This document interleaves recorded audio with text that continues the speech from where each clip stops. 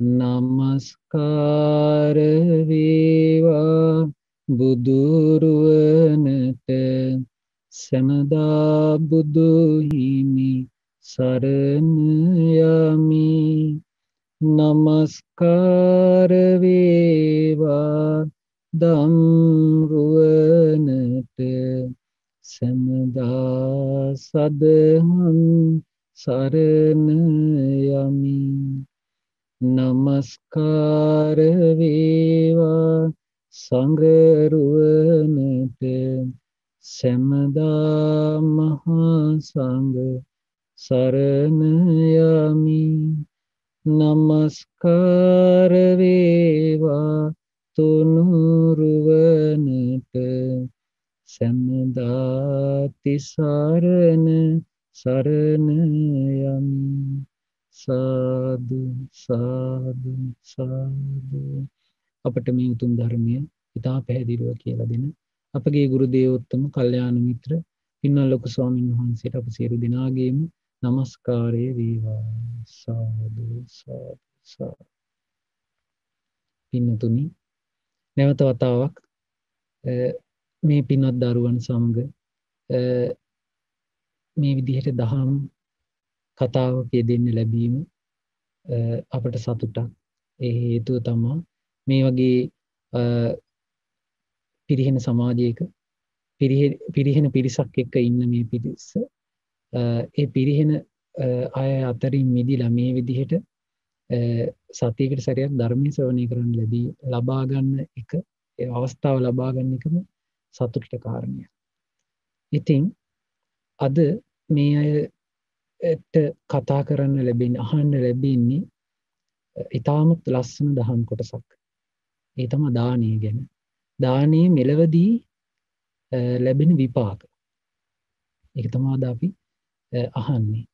ඉතින් පින්තුනි, දරුවනි, දානය කියන්නේ පින් රැස් වෙන දෙයක්. බුදුරජාණන් වහන්සේ දේශනා කරන තීනිමානි භික්ඛවේ පුණ්‍ය කිරියවත්තුනි. පින් කිරීමේ ක්‍රම තුනක් තියෙනවා. එකක් දානය, අනිත් එක සිල් රැකීම, අනිත් එක භාවනා කිරීම. ප්‍රධාන වශයෙන් මේ ක්‍රම තුන තියෙනවා. එතකොට දානය කියන්නේ ඊළඟට ඔබ දන්නවා සීක බල වලින් එකක්. සීක බල කියන්නේ ධර්මයේ හැසිරෙන කෙනෙකුට කෙනෙක් ධර්මයේ හැසිරීම දියුණු කරගෙන යනකොට ඒ බුදුරජාණන් ශ්‍රාවකේ ඒ මේ තමන් දියුණු වෙගෙන එනකොට දියුණු වෙන්න ඕන දෙයක්. දියුණු වෙලා අරහත්ත්වයට පත් වුණාම කියනවා ඒ අසීක කියලා. අසීක කියලා කියන්නේ ඒ අය කරන්න දෙයක් නෑ, කත කිච්චෝ. කරන්න ඕන දේවල් ඔක්කොම කරලා ඉවර කෙනා. නමුත් සීක කියලා කියන්නේ ධර්මයේ මාර්ගයේ ගමන් කරන කෙනා. ඉතින් ධර්ම මාර්ගයේ ගමන් කරන කෙනෙකුට තියෙන ලක්ෂණ පහක් තියෙනවා. ඒක තමයි බලයන් පහක්. ඒ තමයි සද්ධා, සීල, සුත, ත්‍යාග, ප්‍රඥා. ඒකට ත්‍යාගය කියලා කියන්නේ දානය තමයි. ඒ දානය ත්‍යාගයටයි තියෙනවා. ඒ තමන් මසුරුමල දුරු කරපු සිතින් ඉන්නවා කියන එක. එතන විස්තර කරනවා. ඉස්සරහට අපි මේක ඉගෙන ගනිමු. ඉතින් අපි මුලින්ම දානයේ මෙලවදී ලබන විපාක, මෙලවදී ලබන ආනිසංස ගැන තියෙන ලස්සන දේශනාවක් තියෙනවා. ඔබ අහලා තියෙන මේ දේශනාව අපි නැවතත් අපි ඉගෙන ගන්නවා. නැවතත් මේ දේශනාව අහලා අපි සතුටු වෙනවා. මේ දේශනාවේ නම තමයි සීහ සේනාපති සූත්‍රය. පින්වත් දරුවනි, සීහ සෙන්පතිතුමා කියන්නේ ඉස්සර මේ නිගණ්ඨනාථ පුත්තගේ ශ්‍රාවකෙක්. බුදුරජාණන් වහන්සේ වැඩ ඉන්න කාලේ හිටපු සෙන්පති කෙනෙක්, සේනාවක ප්‍රධානියෙක්. එතකොට සේනාවක ප්‍රධානියෙක් කියන්නේ කොයි වගේ පෞරුෂයක් තියෙන කෙනෙක්ද කියලා ඔබට හිතා ගන්න පුළුවන්. එතකොට ඒ වගේ කෙනෙක්. එතකොට පෞරුෂයක් තියෙනවා කියලා පේනවා යාගේ නේ. එතකොට දැන් ඒ සීහ සෙන්පතිතුමා දවසක් උම රැස්වීමකට ගියා. රැස්වීමකට යනකොට එතන හිටියා ලිච්ඡවි කුමාරවරු. මොන කුමාරවරුද? ලිච්ඡවි කුමාරවරු. ලිච්ඡවි කුමාරවරු කියන්නේ ඒකේ මේ කියන්නේ රජ පවුලේ පිරිස වැඩි. කුමාරවරු හිටියා 7000 ගණන්. ඒ නගරේ බලයත් වැඩි. ඉතින් ඒ ලිච්ඡවි කුමාරවරු රැස්වීම ශාලාවේ කතා කර ඉන්නවා. ඉතින් මේ සීහ සෙන්පතිතුමාත් එතෙන්ට ගියා. දැන් රැස්වීමට ගියේ. ඉතින් එතෙන්ට යනකොට එතන ඇහෙනවා මේ ලිච්ඡවි කුමාරවරු කතා කර ඉන්න යමක්. ඉතින් කන් දුන්න මොකක්ද මේ කතා කරන්නේ කියලා බලන්න බැලුව පොඩ්ඩක් අහලා හුඟක් දීලා. කතා කරන්නේ මොනවද? බුදුරජාණන් වහන්සේගේ ගුණ, ධර්මයේ ගුණ, සංග්‍රහණයේ ගුණ.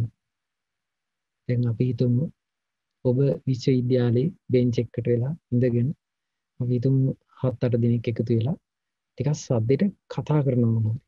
එතකොට අපි හිතමු ගුරුවරයෙක් ලෙක්චර් කෙනෙක් හරි නැත්නම් තව අලුතෙන් ආපු ළමයෙක් හරි බලනවා මේ මොනවද මෙයාලා මේ කතා කරන්නේ හරි උනන්දුවේ කියලා අහුම්කම් දෙනකොට එයාලට අහන්න ලැබුණොත් මේ බුදු ගුණනේ කතා කරන්නේ. මේ බුදුරජාණන් වහන්සේගේ ගුණයක් නෙමෙයි කතා කරන්නේ.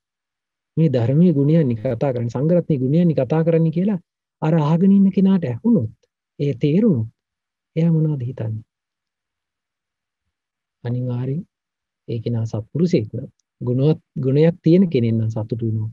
හරි පුදුමයි මේ ළමයි. මේ ළමයි නොයෙකුත් දේවල් ඉගෙන ගන්නයි නොයෙකුත් මේ ඉගෙන ගන්න දක්ෂ වෙලා ඒ හින්දා යුනිවර්සිටි ආවේ. ඒතර ඒ වගේ විශ්වවිද්‍යාලයට ආපු ළමයි බුදුරජාණන් වහන්සේ ගැන පැහැදීමෙන් කතා කරනවා. එහෙනම් අනිවාර්යෙන් බුදුරජාණන් වහන්සේ කියන්නේ දැන් අපි බුදුරජාණන් වහන්සේ දන්නේ නැති කෙනෙක් අහගෙන ඉන්නේ කියලා. එයාට හිතෙනවා අනිවාර්යෙන් බුදුරජාණන් වහන්සේ කියන්නේ එක්තරා විශේෂ ගුණයන් යුක්ත කෙනෙක්. ඒකයි මේ කතා කරන්නේ හිතෙනවනේ. අන්න ඒ වගේ සිංහ සෙන්පතිතුමාට හිතුණා නිගණ්ඨනාථ පුත්තගේ ශ්‍රාවකේ නමුත් හිතුණා මේ ලිච්ඡවි කුමාරවරු මෙහෙම බුදුගුණ කතා කරනවා කියන්නේ. එහෙනම් මේ මොනවාරි බුදුරජාණන් වහන්සේ තුල ඔය කියන ගුණ තියෙන්න ඕන. මෙච්චරම මේ කතා කරන්නේ කියලා හිතුණා. ඉතින් ඒකට බලපෑයි මොකද්ද? අර ලිච්ඡවි කුමාරවරු බුදුගුණ කතා වීම.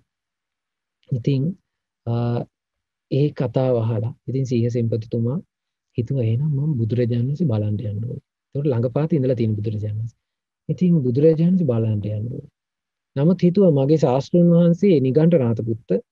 ඒ නිසා මම නිගණ්ඨනාථ පුත්තගෙන් අහලා තමයි යන්න ඕනේ කියලා ගිහිල්ලා නිගණ්ඨනාථ පුත්තට ගිහින් කිව්වා ස්වාමීනි මට බුදුරජාණන් වහන්සේ බලන්න යන්න හිතුණා. නිගණ්ඨනාථ පුත්ත බය වුණා. නිගණ්ඨනාථ පුත්ත කිව්වා යන්න එපා. මේ බුදුරජාණන් වහන්සේ කියන්නේ අකිරියවාදී. ඊට පස්සේ අන්න ඒ වගේ නිකන් බොරු චෝදනා කළා. අකිරියවාදී කියන්නේ කිසිවක් කරන්න එපා කියලා කියන කෙනෙක් කියලා බුදුරජාණන් වහන්සේ. එහෙම නෙමෙයි බුදුරජාණන් වහන්සේ කිව්වේ අකුසල් කරන්න එපා කියලා. අන්න ඒ වගේ නොයෙකුත් බොරු චෝදනා කළා. මේ මෙහෙමයි ඒකින්ද යන්න එපා කිව්වා. ඉතින් නිගණ්ඨනාථ පුත්ත හරියන්නේ හොඳයි. මම යන්නේ නැතුව ඉන්න. කියලා ඒක ඉවසගෙන හිටියා. දැන් මෙයා සිම්පති කෙනෙක් හැබැයි. ඉතින් මේ පළවෙනි පාර ඔහුම නැවතුණා. අයෙත් දවසක් මෙයා රැස්වීමකට යනකොට එතන කතා වෙනවා. කවුද? ලිච්ඡවි කුමාරවරු. බුදුරජාණන් වහන්සේගේ ගුණ. බලන්න මේ බුදුගුණ කතා වීමේ යහපත. දැන් ඔබටත් ඔබ ගැන සතුටු වෙන්න අවස්ථාවක් මේ. ඔබ බුදුගුණයක් කතා වෙනවා. ඒ කියන්නේ බුදුරජාණන් වහන්සේ ගැන සතුටින් යම් කෙනෙක් එක්ක කතා කරනවා. ඒක ඔබටත් යහපතක්. අහගෙන ඉන්න අයටත් යහපතක්. ළඟපාත අයට යහපතක්. රටටත් යහපතක්. එතකොට අපේ පරම්පරාවටත් යහපතක්. ඒ නිසා එහෙම බුදුගුණ කතා වෙන්න අපි බුදුරජාණන් වහන්සේ ගැන පහදින්න බෑ. ඉතින් ඒ නිසා මේ ධර්මය අහන්නේ. ඉතින් එතකොට අපි බුදුරජාණන් වහන්සේ ගැන පහදිලා අපි පුළුවන් තරම් ධර්මයමයි කතා කරන්නේ. එතකොට ඒකේ යහපත බලන්න දැන් සිය සෙන්පතිතුමා දෙවෙනි වතාවටත් හිතුවා එහෙනම් මම බුදුරජාණන් වහන්සේ මුණ ගැහෙන්න යන්න ඕන කියලා හිතලා බුදුරජාණන් වහන්සේ මුණ ගැහෙන්න කලින් සිය සෙන්පතිතුමා ගිහිල්ලා නිගණ්ඨනාථ පුත්තට කිව්වා ස්වාමීනි මට බුදුරජාණන් වහන්සේ බලන්න යන්න හිතෙනවා. මේ දෙවෙනි වතාවටත් මට ඇහුණා නේ මෙයා ලිච්ඡවි කුමාරවරු බුදුගුණ කතා වෙනවා. මේක බොරුවක් නම් වෙන්න බෑ කියලා මට හිතෙනවා. ඊට පස්සේ කිව්වා එපා යන්න කිව්වා. දෙවෙනි වතාවටත් නොගිහින් හිටියා. තුන්වෙනි වතාවේ ඔන්න අයපාරක් අයත් බුදුගුණ කතා වෙනවා ඇහුණා. ඉතින් බුදුගුණ කතා වෙනවා ඇහුණ නිසා මේ පාරේ හිතුණා මම යනවා බුදුරජාණන් වහන්සේ බලන්න. නිගණ්ඨනාථ පුත්ත ගෙන් ඇහුවා කියලා මට මොනව කරන්නද නිගණ්ඨනාථ පුත්ත දැන් මේ සෙන්පති කෙනෙක් හිතන්නේ. එතකොට දැන් ඒකේ දේශනාවෙම තියෙනවා නිගණ්ඨනාථ පුත්ත ගැන දැන් සිය සෙන්පතිතුමා හිතනවා නිගණ්ඨනාථ පුත්ත මම බුදුරජාණන් වහන්සේ බලන්න ගියා කියලා මට මොනව කරන්නද? මම යනවා බුදුරජාණන් වහන්සේ බලන්න කියලා ගියා. එක දවසයි ගියේ. එක මතාවයි මුණ ගැහුණේ බුදුරජාණන් වහන්සේ. ගිහිල්ලා වන්දනා කළා. වන්දනා කරලා කතා බහ කළා. සතුටු සාමිචි යෙදුණා. බුදුරජාණන් වහන්සේ ධර්මයේ දේශනා කළා. ධර්මයේ අවබෝධ කළා. සෝතාපන්න වුණා. ඊටමත් සතුටටපත් වුණා. සිය සෙන්පතිතුමා. හිතුවා අයියෝ මම ඔච්චර කල් වැටිලා හිටියේ මහා අඳුරකනේ. මම මුලා වෙලා හිටියේ. ඉතින් මේ විදිහට ධර්මයේ මුණ ගැහිීමෙන් සතුටු වුණා. ධර්මයේ මුණ ගැහිච්ච කෙනෙකුගේ ප්‍රධාන ලක්ෂණයක් තියෙනවා. මොනවද ඒ ලක්ෂණ? කියලා බලන්න. ඔබ මුලින්ම බලන්න බුදුරජාණන් වහන්සේගේ ධර්මයේ මුණ ගැහිච්ච පළවෙනි උපාසක කවුද? උපාසක කියලා කියන්නේ ධර්මයේ මුණ ගැහි තෙරුවන් සරණ ගියේ මුලින්ම තෙරුවන් සරණ ගියපු කෙනෙක් තමයි යසකුල පුත්‍රයාගේ තාත්තා. නේද? යසකුල පුත්‍රයාගේ තාත්තයි දෙමව්පිය මේ අම්මයි ඒ යසකුල පුත්‍රයාගේ පැරණි බිරිඳයි මුලින්ම මොකද්ද කළේ? දානි පූජා කළානේ. දානි තමයි මුලින්ම පුරුදු කළේ. එතකොට තව බලන්න තවත් අපිට ඕන තරම් උදාහරණ තියෙනවා. දැන් මේ මෙතනදි සීසෙන්පතිතුමත් බුදුරජාණන් වහන්සේ සරණ ගියා. පහුවදාට අනේ ස්වාමීන් වහන්සේ දානෙට වඩින්න. මහා සංඝරත්නය සමගින් දානෙට වඩින්න කියලා දානෙට ආරම්භ. ඉතින් දැන් මේ දේශනාවේ තියෙනවා සීසෙන්පතිතුමාට දවසක් ඔන්න ඉන්නකොට හිතෙනවා කල්පනා වෙනවා. මොකද්ද කල්පනා වෙන්නේ? බුදුරජාණන් වහන්සේ දානීය වටිනාකම කියලා දුන්නා. ඉතින් මම දන් දෙනවා නිතර. ඉතින් නිතර මම දන් දෙනවා. මම දායකෝ දානපති. කියන්නේ මම නිතර දන් දෙන කෙනෙක් දානපති කෙනෙක්. ඉතින් මේ දන් දෙන කෙනෙක් විදිහට මට මේ ජීවිතයේදීම ලැබිය හැකි ආනිසංස තියනවාද කියන සිතුවිල්ලක් ඇති වුණා. දැන් ඔබට සිතුවිල්ලක් ඇති වුණොත් ඔය වගේ ඔබ ධර්ම මානසිකාරය දෙනවනම් ඔබට සමහර ලාවට මේ විදිහේ සිතුවිල්ලක් එන්න පුළුවන්. එහෙම වුණොත් අපිට අහන්න තියෙන ස්වාමීන් වහන්සේ නමක්ගෙන්නේ. නමුත් ඒ කාලේ ලාභේ ඒ කාලේ උතුම් ලාභේ තිබුණ බුදුරජාණන් වහන්සේ වැඩ හිටියා. බුදුරජාණන් වහන්සේගේ මහාන අවස්ථාවක් තිබුණා. ඉතින් සීහසෙන්පතිතුමා බුදුරජාණන් මුණ ගැහෙන්න ගියා විශාලා මහනුවර කූටාගාර ශාලාවට. ඉතින් ගිහිලා බුදුරජාණන් වහන්සේ වන්දනා කරලා ඇහුවා ස්වාමීනි භාග්‍යතුන් වහන්සේ අයන් දායකෝ දානපති මම නිතර දන් දෙන කෙනෙක්. ඊට පස්සේ ඇහුවා ස්වාමීනි භාග්‍යතුන් වහන්සේ මේ දානීය සම්දිට්ඨික ඵල කියන්නේ මෙලවදී අත්විඳින්න පුළුවන්. මේ ජීවිතේදීම අත්විඳින්න පුළුවන්. සම්දිට්ඨික ඒකේ විරුද්ධාර්ථය තමයි සම්ප්‍රායික. සම්ප්‍රායික කියන්නේ මරණින් මත්තේ. මරණයට පස්සේ. සම්දිට්ඨික කියන්නේ මේ ජීවිතේ. ඒකෝට මේ ජීවිතේදී ලබන්න පුළුවන් ප්‍රතිඵල තියෙනවද කියලා ඇහුවා. ඊට පස්සේ බුදුරජාණන් වහන්සේ දේශනා කළා විපාක පහක් තියෙනවා. සීහ සෙන්පතිතුමා සීහය විපාක පහක් තියෙනවා කිව්වා. මොකද්ද පහ? බුදුරජාණන් දේශනා කරනවා දායකෝ දානපති බහුනෝ ජනස්ස පියෝ හෝති. මනාපෝ ඒ කියන්නේ නිතර දන් දෙන කෙනා ගොඩාක් අයට ප්‍රියමනාප කෙනෙක් වෙනවා. ඒක හිතලා බලන්න. බුදුරජාණන්සේගේ ධර්මය අකාලිකයි. පින්වත් ධර්මය. අකාලිකයි. මේ කාලෙත් ඒ ආනිසංසය තියෙනවා. මේ කාලෙත් යම් කෙනෙක් නිතර දන් දෙනවද? නිතර දන් දෙනවද? එයා ගොඩාක් අයට ප්‍රියමනාප ඇති. බලන්න හොයලා. අනිවාර්යෙන් ප්‍රියමනාප. එතකොට මට මතකයි සූත්‍රයක් තියෙනවා ආලෝක සූත්‍රයේ තියෙනවා යාළුවන් ලබන්න කැමති නම් එයා දන් දෙන්න කියනවා. දන් දෙන කෙනා යාළුවන් ලබනවා කියනවා. මිතුරන් ලබනවා. එතකොට ඒ කියන්නේ අනිත් පැත්ත මොකද්ද? මසුරුකම තියෙන කෙනාට මිතුරන් නැහැත් වෙනවනේ. අපි හිතුවොත් එහෙම මේ හොරෙන් කනවා කියලා. Tamanට තියෙන දේ යාළුවට නොදී හොරෙන් කනවා කියලා දැනගත්තොත් ඒ යාළුවා පහදිනවද අපහදිනවද? අපහදිනවනේ. අපි තුමු Tamanට තියෙන එක යාළුවා එනකන් ඉඳලා දෙනවා කියලා දන්නවා. ඒ යාළුවා සතුටු වෙනවා. තව තවත් ලං වෙනවා. Tamanගේ තියෙන දෙයක් දෙනවනම් ඒකෙන් සතුටු වෙනවා. ඒකට යාළුවෝ සතුටු වෙනවා. දැන් මට මගේ ජීවිතේත් මම දෙයක් කියන්නම්කෝ. ඔබට සතුටු වෙන්න. දැන් මමත් ඉගෙන ගන්න කාලෙක අපිට මේ එක කාමරයක අපි යාළුවෝ අපිට තට්ටු දෙකේ ඇඳවල් පහක් තිබුණා. තට්ටු දෙකේ ඇඳවල් පහක් තිබුණා. එතකොට 10 දිනකට නිදා ගන්න පුළුවන්. 11 දිනක් හිටියා. මම මොකද කරේ මට වෙනමම ඇඳක් තිබුණා. ඒ කියන්නේ 10 ඇඳවල් 10න් එකක් මට වෙනම තිබුණා. එතකොට මම කරපු වැඩේ නෑ මගේ ඇඳ හොයාගන්න මං යාළුවෙකුට දීලා එකට හේතු කරපු ඇඳවල් තුනක කොහෙද තුනක මම අපි 4 දෙනෙක් නිදාගත්තා මගේ ඇඳ දීලා. එහෙම කරොත් එහෙම ඒකත් දානයක් නෙමෙයිද?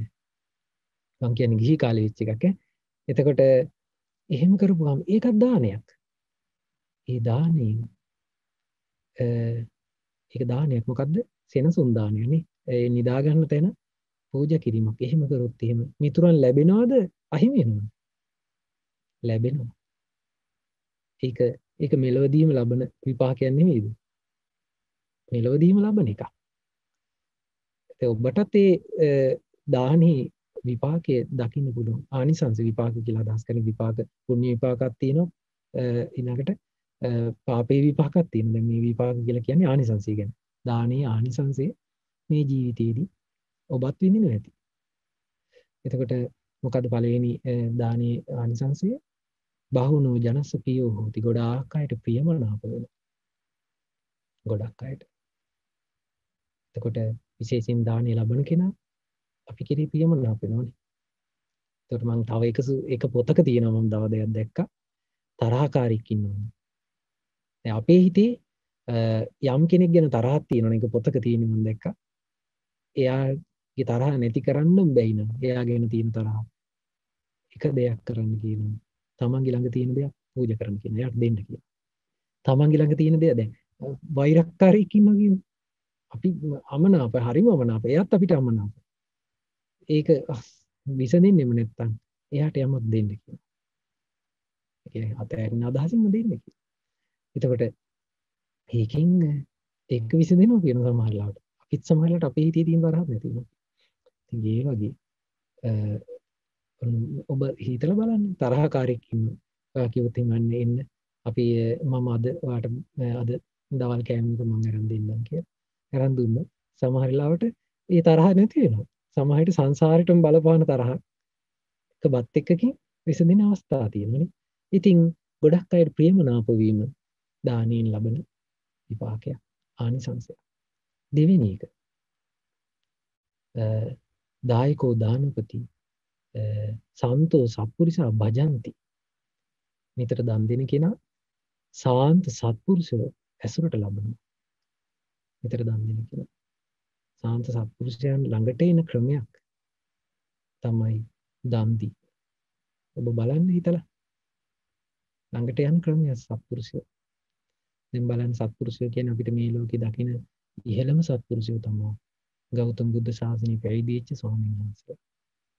මේ ස්වාමීන් වහන්සේලා මේ ඔබ සියලු දෙනා අතරේ ඔබේ ජීවිතය ගත කරන අතරේ ඔබ වගේම ගිහි ජීවිතය ගත කරන අතරේ ගිහි ජීවිතයේ ඉඳලා මේ ධර්ම මාර්ගයේ ගමන් කරන එක අමාරුයි. පැවිදි වෙන්න ඕනේ. පැවිදි වෙලා මේ ධර්මයේ ඉහළටම යන්න ඕනේ. ධර්මයට කැප කරන්න ඕනේ මගේ ජීවිතේ. බුදුරජාණන් වහන්සේ උදෙසා කැප කරන්න ඕනේ මගේ ජීවිතේ. මේ කාමයන්ගෙන් සතුට වෙන එක අතහැරලා බුදුරජාණන් වහන්සේ උදෙසා මගේ ජීවිතේ කැප කරන්න ඕනේ. මම මේ ජීවිතේ වෙන් කරගන්නයි ඕනේ. මම ජීවිතේ පුරාවටම බුදුරජාණන් වහන්සේගේ ධර්මය අනුගමනය කරනවා කියලා මහාන වෙන්නේ. අන්න ඒ වගේ කෙනෙක්. ඒ වගේ උතුමන් වහන්සේ නමක් ඇසුරට ලැබෙනවා දන් දීමෙන්. දැන් ඔබ හිතලා බලන්න ඔබේ ජීවිතයේ සමහර අය මාමින භාවනා ස්කූලට සම්බන්ධ අය ඇති. එයාලා හිතලා බලන්න සමහර වෙලාවට එයාලා මුලින්ම යන්නේ දානයක් දෙන්න. මම දන්නවා ගොඩක් ජයවර්ධනපුර කැම්පස් එකේ අයට තියෙනවා මේ කඩුවිලසුපුවේ දානයක්. මම දන්නවා කඩුවිලසුපුවේ දානයක් තියෙන අවුරුදු කතා දෙන්න. ඉතින් සමහර වෙලාවට කෙනෙක් ඒ අවුරුද්දකට වතාවක් ඒ යන්නේ දානයකට සම්බන්ධ වෙලා එයා මේ දානයට සම්බන්ධ වෙන්නේ මුලින්ම ගියේ. හැබැයි ඒකෙන් ලැබෙන යහපත මොකද්ද? සාන්ත සත්පුරුෂ ඇසුරට ලැබෙනවා. එයා අපිට දකින්න ලැබෙන සමහර වෙලාවට එයා සිල් සමාදන් වෙනවා.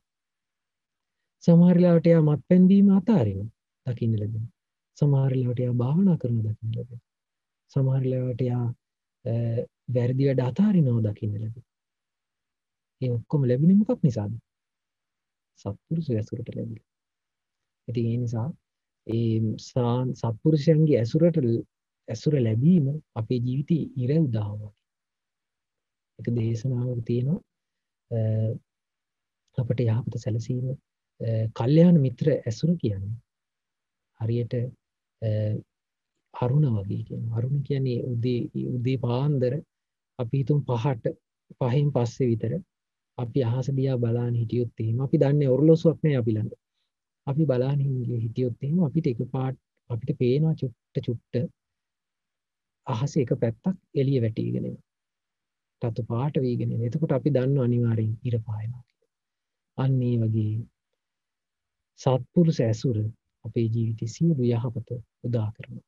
අපිට මේ යහපත උදා කරනවා කියන එකට සාක්ෂියක් තමයි සත්පුරුෂ ඇසුර ලැබෙන්නේ. ඒකෙන් අපිට හිතා ගන්න පුළුවන් අපිට යහපතක්.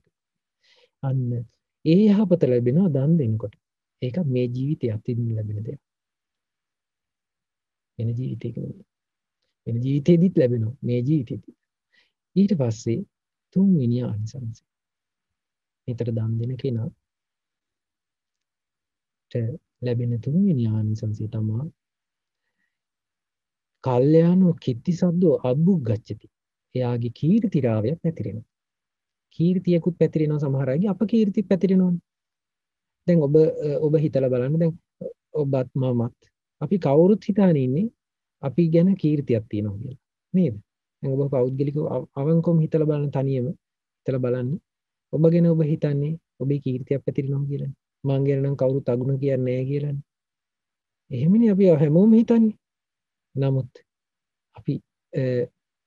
අපිට ඇහෙන්න ඕන සමහර වෙලාවට වෙන කෙනෙක් කතා කරන දේවල්. ගොඩාක් වෙලාවට මේ පිරිහිච්ච සමාජයේ කෙනෙක්ගේ ගුණයක් කතා කරනවට වඩා අගුණ දෙයක් කතා වෙනවා. අගුණමයි කතා වෙන්නේ. එතකොට අපේ ගුණයට වඩා අපේ අගුණ හැමෝම කතා කර යනවා. අපි දන්නෙත් නැහැ එහෙම අගුණයක් අපි ළඟ තියෙනවද කියලා. නමුත් අපේ අගුණ කතා කර යනවා කට්ටිය. ඉතින් හරිම කලාතුරකින් තමයි කෙනෙක්ගේ ගුණයක් කතා කරන්න ලැබෙන්නේ. ඉතින් නිතර දන් දෙනවද? එයාගේ කීර්තියක් පැතිරෙනවා. කීර්තිරාවයක් පැතිරෙනවා. ඔබ හිතලා බලන්න. ඔබට තියෙන මුදලින් ඔබ දැන් හරි අමාරුයි මහ පොළ ලැබෙනවා. ඊට පස්සේ බර්සිටිද මොකක්ද එහෙම එකකුත් ලැබෙනවා. අන්න එහෙම දෙයක් ලැබෙන එකකින් අපි තුන් පොඩි මුදලකින් හරි තමන්ට පුළුවන් විදිහට යාළුවෙකුට මොන හරි දෙනවා. යාළුවෙකුට සලකනවා. ඊට පස්සේ තේ එකක් යාළුවෙකුට තරම් දෙනවා. ඊට පස්සේ හැම වෙලාවෙම යාචකයෙක් ආවත් යාචකයාට පුළුවන් නම් දෙනවා. ඊට පස්සේ අන්න ඒ විදිහට මොනවා හරි දෙයක් තමන් ළඟ තියෙන දෙයක් අතහැරලා සතුට වෙනවා යම් කෙනෙක්. ඒ සතුට වීම වෙන කෙනෙකුගේ ප්‍රසාදයට හේතු වෙන දෙයක්. එයාගේ කීර්තිය පැතිරෙනවා. අනේ මෙයා මොනවා වුණත් මේ තමන් මේ හංගගෙන කන කෙනෙක් නෙමෙයි මෙයා කියලා එහෙම කතා වෙනවා. ඉතින් තියෙන ගුණේ කතා වෙනවනේ. ඉතින් ඒ නිසා කීර්තියක් පැතිරෙන්න හේතු වෙනවා. ඒකත් මේ ජීවිතේ ලැබෙනවා. ඊට පස්සේ පස්වෙනි එක හතරවෙනි ආනිසංසය. නිතර දන් දෙන කෙනා විසරද උපසංකමති අමංකුබුතු. ඒ කියන්නේ කත්තිය පරිස. ඒ කියන්නේ ශාස්ත්‍රීය පිරිස ඉන්නවා මේ ලෝකේ. ශාස්ත්‍රීය බ්‍රාහ්මණ වෛශ්‍ය ශුද්‍ර. නේ වෛශ්‍ය මෙතන ශුද්‍ර නෙමෙයි මෙතන දාලා තියෙනවා. ශාස්ත්‍රීය පිරිස්, ශ්‍රමණ පිරිස්, බ්‍රාහ්මණ පිරිස් ඊළඟට ඉන්නවා ගෘහපති පිරිස්. ඒ කියන්නේ ශාස්ත්‍රීය පිරිස් කියලා කියන්නේ ඉහළ ධනවත් අය, රජ පරපුරේ අය, ධනවත් අය, කෝටිපති අය. ඔන්න ඒ පිරිසත් ඉන්නේ. ඒක ව්‍යාපාරිකයෝ. එහෙම ඉන්නවනේ. එහෙම පිරිස් ඉන්නවා. අපිට සමහරවිට ඒ පිරිස් මැදට අපිට යන්න වෙනවා. ඒ පිරිස අතරට අපිට යන්න වෙනවා. සමහර විට අපි හිතමු ඉන්ටර්විව් එකක් තියෙනවා කියලා. ඒකට අපි එතෙන්ට යන්න වෙනවා. ඊළඟට සමහර ලාවට අපිට යන්න වෙනවා කුලවත් අය කියලා සම්මත. ඉහළ පැලැන්ති අපි හිතමු මැති දැන් මම උදාහරණයක් ගන්නවා අපි හිතමු ජනාධිපති. ඊට පස්සේ අගමැති.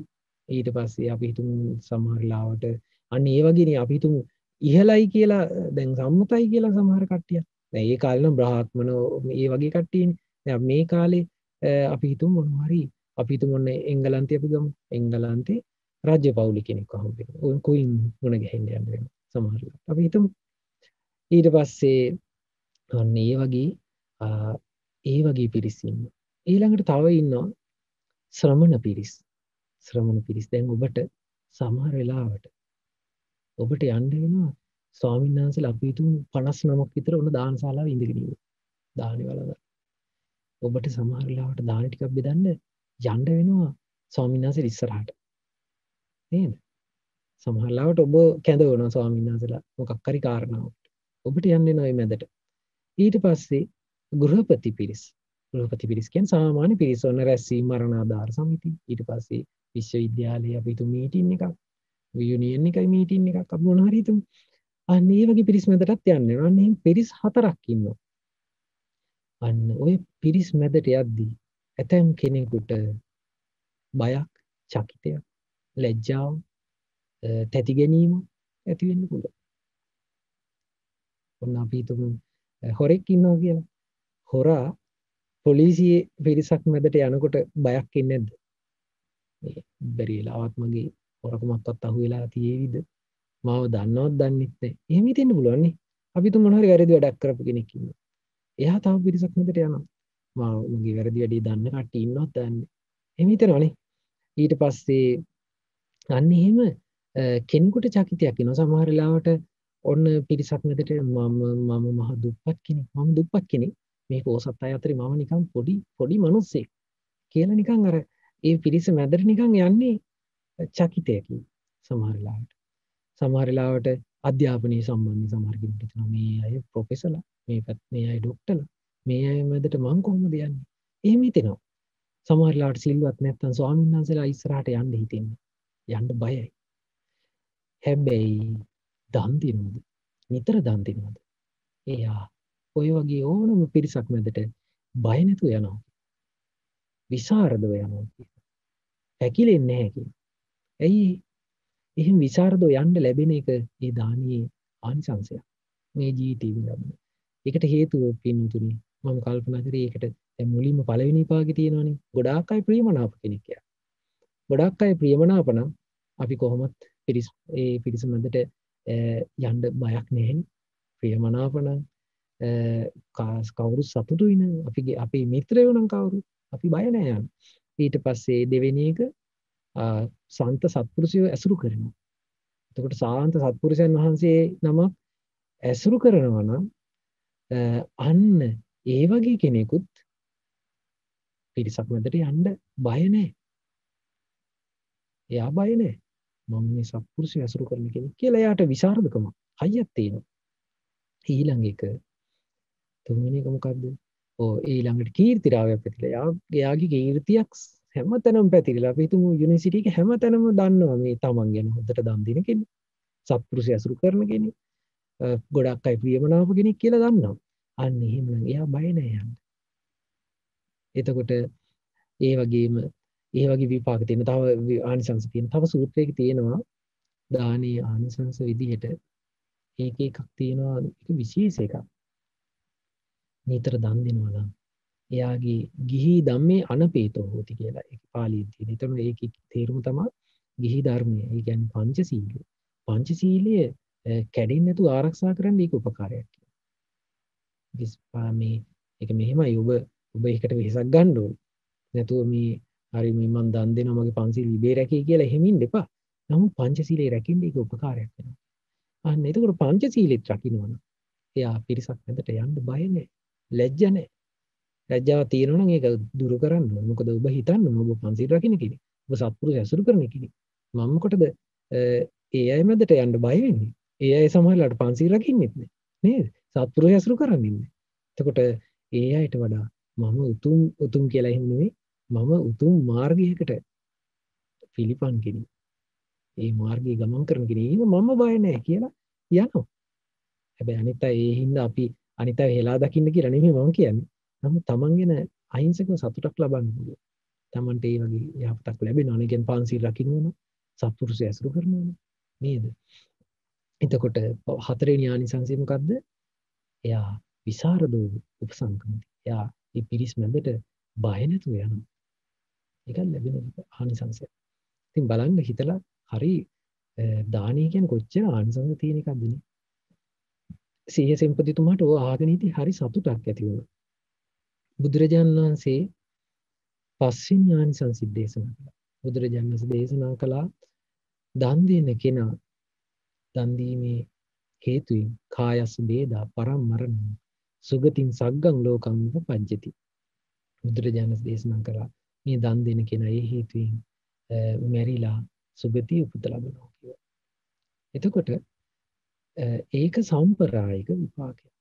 ඒක මෙලවදී දකින්න ලැබෙන එක නෙමෙයි සුගතිය උපදින එක. ඉතින් සීහසෙන්පතිතුමා ওই ටික අහගෙන හිටියා. අහගෙන ඉඳලා කියන ස්වාමීනි භාග්‍යතුන් වහන්සේ හරිම සතුටුයි මට.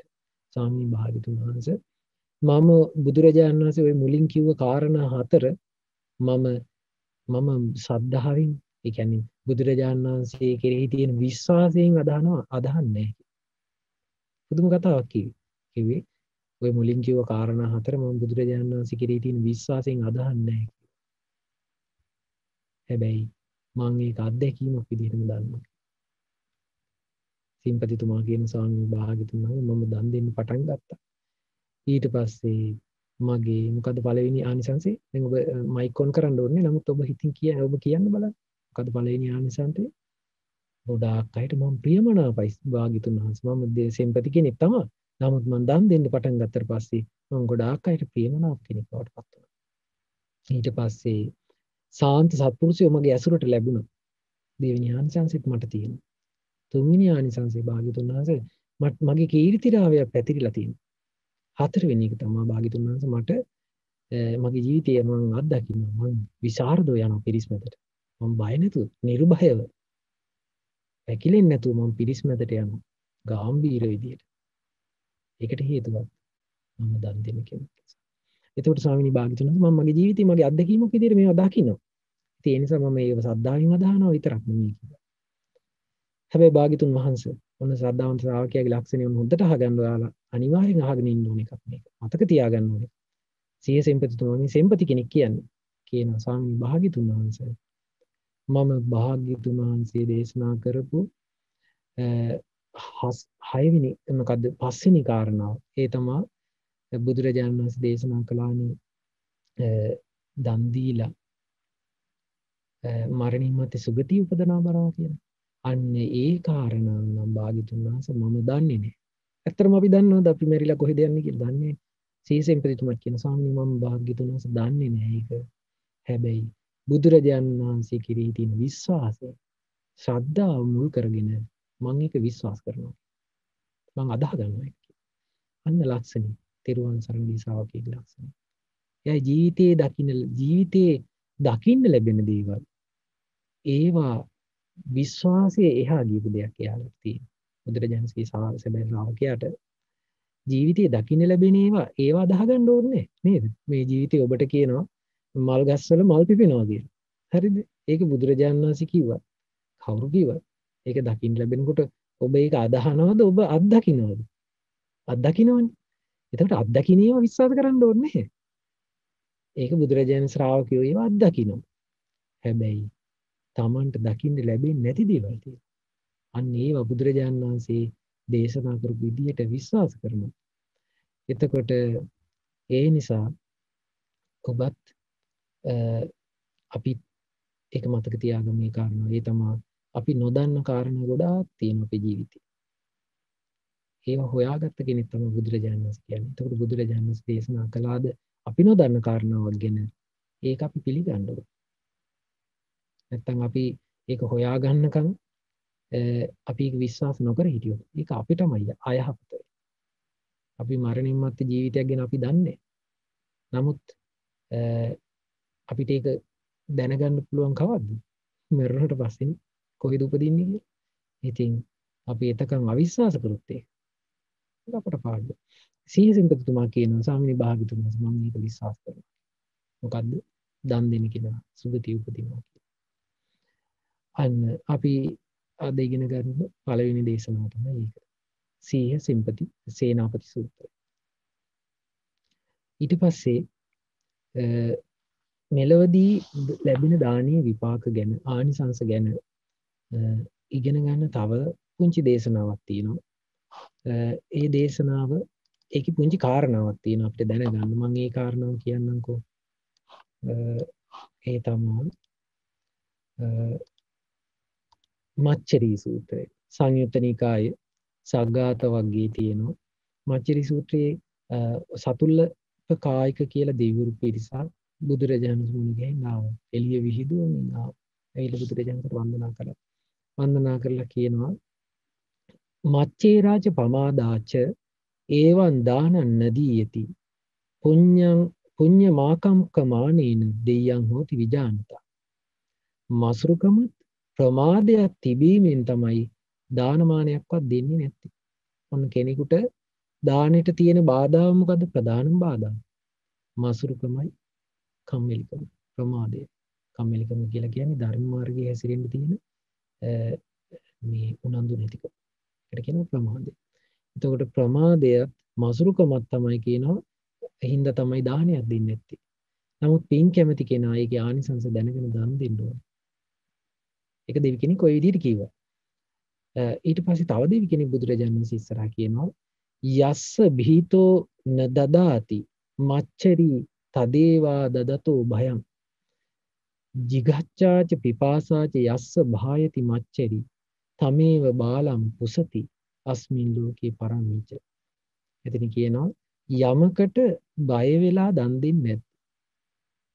මසුරු කෙනා යමකට බය වෙලා දන් දෙන්නේ නැද්ද? මච්චරි ඒ මසුරු කෙනා තදේවා දදත්තෝ භයං ඒ හින්දාම බයටපත් වෙනවා. මොකක් හින්දාද මේ දන් දෙන මේ කියන්නේ මසුරු කෙනා දන් දෙන්නේ නැත්තේ? මොකක් නිසා දන් දෙන්නේ නැත්තේ? මේක කියනවා ඒ හින්දාම ඒ හේතුවෙන්ම එයාට බය ඇති වෙනවා කියනවා. ඒ මොකක් යම් කිසි කාරණාවක් හින්දා මසුරු කෙනා දන් දෙන්නේ නැද්ද? ඒ කාරණාව හින්දාම ඒ මසුරු කෙනාට බයක් ඇති වෙනවා. ඒ තමයි jigaccha pipasa. බඩගින්නයක් පිපාසයක් මුල් කරගෙන තමයි කියනවා මසුරු කෙනා දන් දෙන්නේ නැත්තේ. ඒක ඇත්තනේ. දන් දෙන මේ මසුරු කෙනෙක් අයියෝ මට නැති වීද මට කන්න තියෙන එක නෙමේක කියලා මට බොන්න තියෙන එක නෙමේක කියලා මේක දෙන්නේ නැතු ඉන්නේ. ඒක මට පස්සේ හරි කන්න තියෙන එක නෙමේක කියලා සල්ලි ටිකක් වියදම් කරලා සමහරවල් දෙයක් කරන්නේ. එතකොට මේ මසුරු කෙනා මොකක් හින්දාද නොදෙන්නේ? බඩගිනි පිපාසයට බය නිසා එයා දන් දෙන්නේ නැහැ කියනවා. හැබැයි ඒ හේතුවෙන්ම ඒ කාරණාව හින්දාම එයාට බය හටගන්නවා. මොකක්ද හට ගන්න බය? එයාට ඇත්තටම බඩගින්න පිපාසයත් විඳින්න වෙනවා. මසුරු කෙනා මසුරුකම දුරු කරේ නැත්තම් ඒ හේතුවෙම බඩගින්න පිපාසය විඳින්න වෙනවා. මෙරිලා කොහොමද මේ ඉපදුණු අපායේ? නිරේ ඉපදුණු කොහොමද? බඩගින්නට ලැබෙන්නේ මොනවද? ඔබ දන්නවද? ඊට පස්සේ පෙරේත ලෝකෙ ගියොත් එහෙම ලැබෙන්නේ මොනවද? ඔබ දන්නවා. එතකොට මසුරු කෙනාට අන්නේ වුරුම වෙන්නේ. හැබැයි එයා යමකට බයෙන් තමයි දැන් නොදී ඉන්නේ. මොකද්ද බය? මේ බඩගින්න පිපාසෙ ඉන්න වෙයි කියලා. හැබැයි ඒ බය මෙයාට ලැබෙනවා. එතකොට මෙතන තියෙනවා jigacchāca pipāsāca යස්ස භායති මච්චරි තමේව බාලම් පුසති අස්මින් ලෝකී පරම්මිච. එතන වැදගත් කාරණා මම ඔබට අද කියන්න මතක් වුණේ. තමේව ඒ බාලයන් ඒ බාල ලක්ෂණ තියෙන කෙනාට ඒක විඳින්න වෙනවා කියන අස්මින් ලෝකේ පරම්මිච මේ ජීවිතේදීත් පරලොවේදීත් අන්න. එතකොට ඒකේ බඩගින්න පිපාසි කියන එක මසුරු කෙනාට මේ ජීවිතේදී අත්විඳින්න ලැබෙන එක. ඒ කියන්නේ ඒක දන් දෙන කෙනාට වඩා ඒක අත්විඳින්න වෙනවා මසුරුකම් තියෙන කෙනාට. ඒකනේ මෙතන විස්තර කරන්නේ. එතකොට ඔන්න ඒක විරුද්ධ පැත්ත. එතකොට ඒකේ අනිත් පැත්ත හිතුවොත් දන් දෙන කෙනාට මේ ජීවිතේදී පරලොවදී ආහාර පාන ලැබෙනවා නේද? එතකොට මේ ජීවිතය දකින්න ලැබෙනවා කියන්නේ. එතකොට තව දෙයක් මට කල්පනා වුණේ පින්නතුනි දරුවනි දාන විපාක ආනිසංස යම් කර්මයක විපාක අපි දන්නවා තුන් විදිහකට ලැබෙනවා කියලා නේ. එකක් තමයි මේ ජීවිතයේදීම අත්විඳින්න ලැබෙනවා. සමහර ආනිසංස තියෙනවා. සමහර විපාක තියෙනවා. මේ ජීවිතයේදී විඳිනවා. ඊළඟ එක මොකද්ද? පරලොවදී විඳිනවා. අනිත් එක මේ නිවන් දකින මොහොත දක්වා යම් මොහොතකදී ලැබෙනවා. එතකොට අපි කරන කර්මය කුසල කර්මයක් කියමු. අපි හොඳ පිනක් කරනවා. මේ පින විපාකේ මේ ජීවිතේ ලැබෙන්නේ නැහැ කියන්න පුළුවන්ද අපිට? සමහර දේවල්. එහෙම කියන්න බෑ. අපි දන් දෙනවා. බුදුරජාණන් දේශනා කරන දන් දුන්නාම ආයුෂය වැඩෙනවා, වර්ණය වැඩෙනවා, සැපේ වැඩෙනවා, බලය වැඩෙනවා. එතකොට අපි හිතන්නේ ඒක මරණින් මත්තේ ලැබෙයි කියලානේ සමහර කෙනෙකුට හිතෙන්නේ. නමුත් එහෙම බුදුරජාණන් වහන්සේ මරණින් මත්තේ ලැබෙනවා කියලා එහෙම කියලා නෑ. ඒ කියන්නේ ඒ දන් දීමෙන් ලැබෙනවා. එතකොට සමහර ලාවට කෙනෙකුට ඒක මේ ජීවිතේදීමත් ලැබෙනවා. මේ ජීවිතේදීම ආයුෂ වැඩෙනවා. ඔබට අහලා තියෙ කතා. මේ ජීවිතේ ආයුෂ වැඩෙනවා. මේ ජීවිතේ වර්ණය ලැබෙනවා. මේ ජීවිතේ සැපය ලැබෙනවා සමහර වෙලාවට. අපි දන්නේ කර්මය කොයි කාලේ කොයි විදිහට විපාක ලැබෙනවද කියලා දන්නේ. ඒක දන්නේ බුදුරජාණන් වහන්සේ. ඒ නිසා තමයි බුදුරජාණන් වහන්සේ තථාගත මේ දස තථාගත බල බුදුරජාණන් තියෙන. ඒ තථාගත බලයක් තමයි බුදුරජාණන් වහන්සේ තියෙන කර්මය කොයි වෙලාවේ කොයි මොහොතේදී විපාක දෙන්නේ කියන බුදුරජාණන් දන්නවා. අපි දන්නේ නැහැ. හැබැයි විපාක තියෙනවා. ඒතර දානේ සමහර ලාට ওই විපාක මේ ජීවිතේ ලැබෙනවා. ඒත් අපිට කියන්න බෑ. හැබැයි මරණින් මත්තේ සුගතිය ලැබෙනවා උපදිනවා කියන එක නම් ඒකාන්තයෙන්ම මරණින්. ඒ අනිත් ආනිසංස සමහර ලාට මෙලවදී ලැබෙන්න. එතකොට ඊට පස්සේ ඔන්න අපි මේ දේශනාව ඉගෙන ගත්තා. මේ දේශනාවේදී අපි මච්චරි සූත්‍රයේ ටිකක් තියෙනවා. තව කාරණා එකයි. නමුත් අපි අද මේ මාතෘකාව ඉගෙන ගන්න. ඉතින් ඒ නිසා අපි ඒකට අදාළ දෙයක් ඉගෙන ගන්න. මේ නිසා මේ දේශනාවේ මම මේ කොටස විතරයි කියලා දෙන්නේ. එතනදී ඒ කාරණාවේදී විස්තර කරන්නේ බුදුරජාණන් වහන්සේ. ඒ දෙවිවරු කියන්නේ දෙවිවරු කියලා අන්තිමට බුදුරජාණන් වහන්සේ අනුමත කරන ඔක්කොම. බුදුරජාණන් දේශනා කරන මේ ඔක්කොම කාරණා ඒ පරයයන් හරි කියන්නේ. බුදුරජාණන් වහන්සේ අනුමත කරනවා. එතන කියන්නේ මසුරු කරන කෙනා බඩගින්න පිපාසය හේතු කරගෙන එයා දන් දෙන්නේ. ඒ හේතුවෙන් එයාට ඒ බඩගින්න පිපාසෙම ලැබෙනවා. ඒක ලැබෙන්නේ සමහරවිට මේ ජීවිතේ එක්ක පරලොව. ඒකට ඒකෙන් අපිට හිතා ගන්න පුළුවන් දන් දෙන කෙනාට මේ ජීවිතේ දිත් පරලොවදිත් ඒකෙන් බඩගින්න පිපාසය නැති වෙනවා. ඊට පස්සේ ඊළඟට ඉතාමත්ම ලස්සන දේශනාවක් තියෙනවා. ඒකට නම් අපිට කාලයක් යනවා චුට්ටි. අපි විනාඩි 15ක් ඇතුළත වගේ කාරණා ඉගෙන ගනිමු. ඉතාමත්ම ලස්සන මේ දේශනාව. මහා නාම සූත්‍රය. සමහර ලාවට ඔබට මීට කලින් දේශනාවකදී සූත්‍රය උගන්වන්න නැති. මේ සූත්‍රයේ හරිම ලස්සනයි. බුදුරජාණන් වහන්සේ වැඩ හිටියේ කපිලවස්තුවේ කාලේ. ඉතින් බුදුරජාණන් වහන්සේ වස් කාලේ ඉවර වෙලා චාරිකාවේ වඩිනවා කියලා ආරංචි වුණා. ඒක ආරංචි වුණේ මහා නාම ශාක්‍යයට. ඉතින් බුදුරජාණන් සිවුරු සකස් කරලා ඒ සිවුරු අඩුපාඩු තැන් මහලා ඒ ටික ඉවර වෙලා බුදුරජාණන් වඩිනවා කියලා කට කතාවක් කියා. ඉතින් මහා නාම ශාක්‍යයට ඒක ආරංචි වුණා. බුදුරජාණන් වහන්සේ ළඟට ඇවිල්ලා ඇහුවා ස්වාමීන් වහන්සේ දැන් ඔබත් ඔබේ හිතවත් කෙනෙක් ඔබ බලා ගන්න කෙනෙක් අපි තුමු යනවා කියලා කොහේද ගමන. ඒතර ඔබ ගිහිල්ලා අහන්නේ කොහොමද මම ඔබතුමා අහපව වෙනකන් කටයුතු කරන්න ඕනේ. එහෙමනේ. අන්න ඒ වගේ මහා නාම ශාක්‍ය අහන ස්වාමීන් භාග්‍යතුන් වහන්සේ ස්වාමීන් භාග්‍යතුන් වහන්සේ නොඑක ආකාරයට ජීවත් වෙන අය ඉන්නවා. නොඑක ආකාරයේ ජීවිතය ගත කරන අය ඉන්නවා. ඒ අය අතරේ කොයි විදිහටද මම ගත කරන්නේ ජීවිතේ කියලා බුදුරජාණන් වහන්සේ ඇහුවා. මේ මහා නාම සූත්‍රය අංගුත්තර නිකායේ 11 වෙනි නිපාතේ තියෙන්නේ. ඉතින් බුදුරජාණන් වහන්සේ දේශනා කළා සද්දෝකෝ මහා නාම ආරාධකෝ හෝති නොඅස්සද්දෝ. යහපත ඇති කරගන්නේ ශ්‍රද්ධාවන්තය.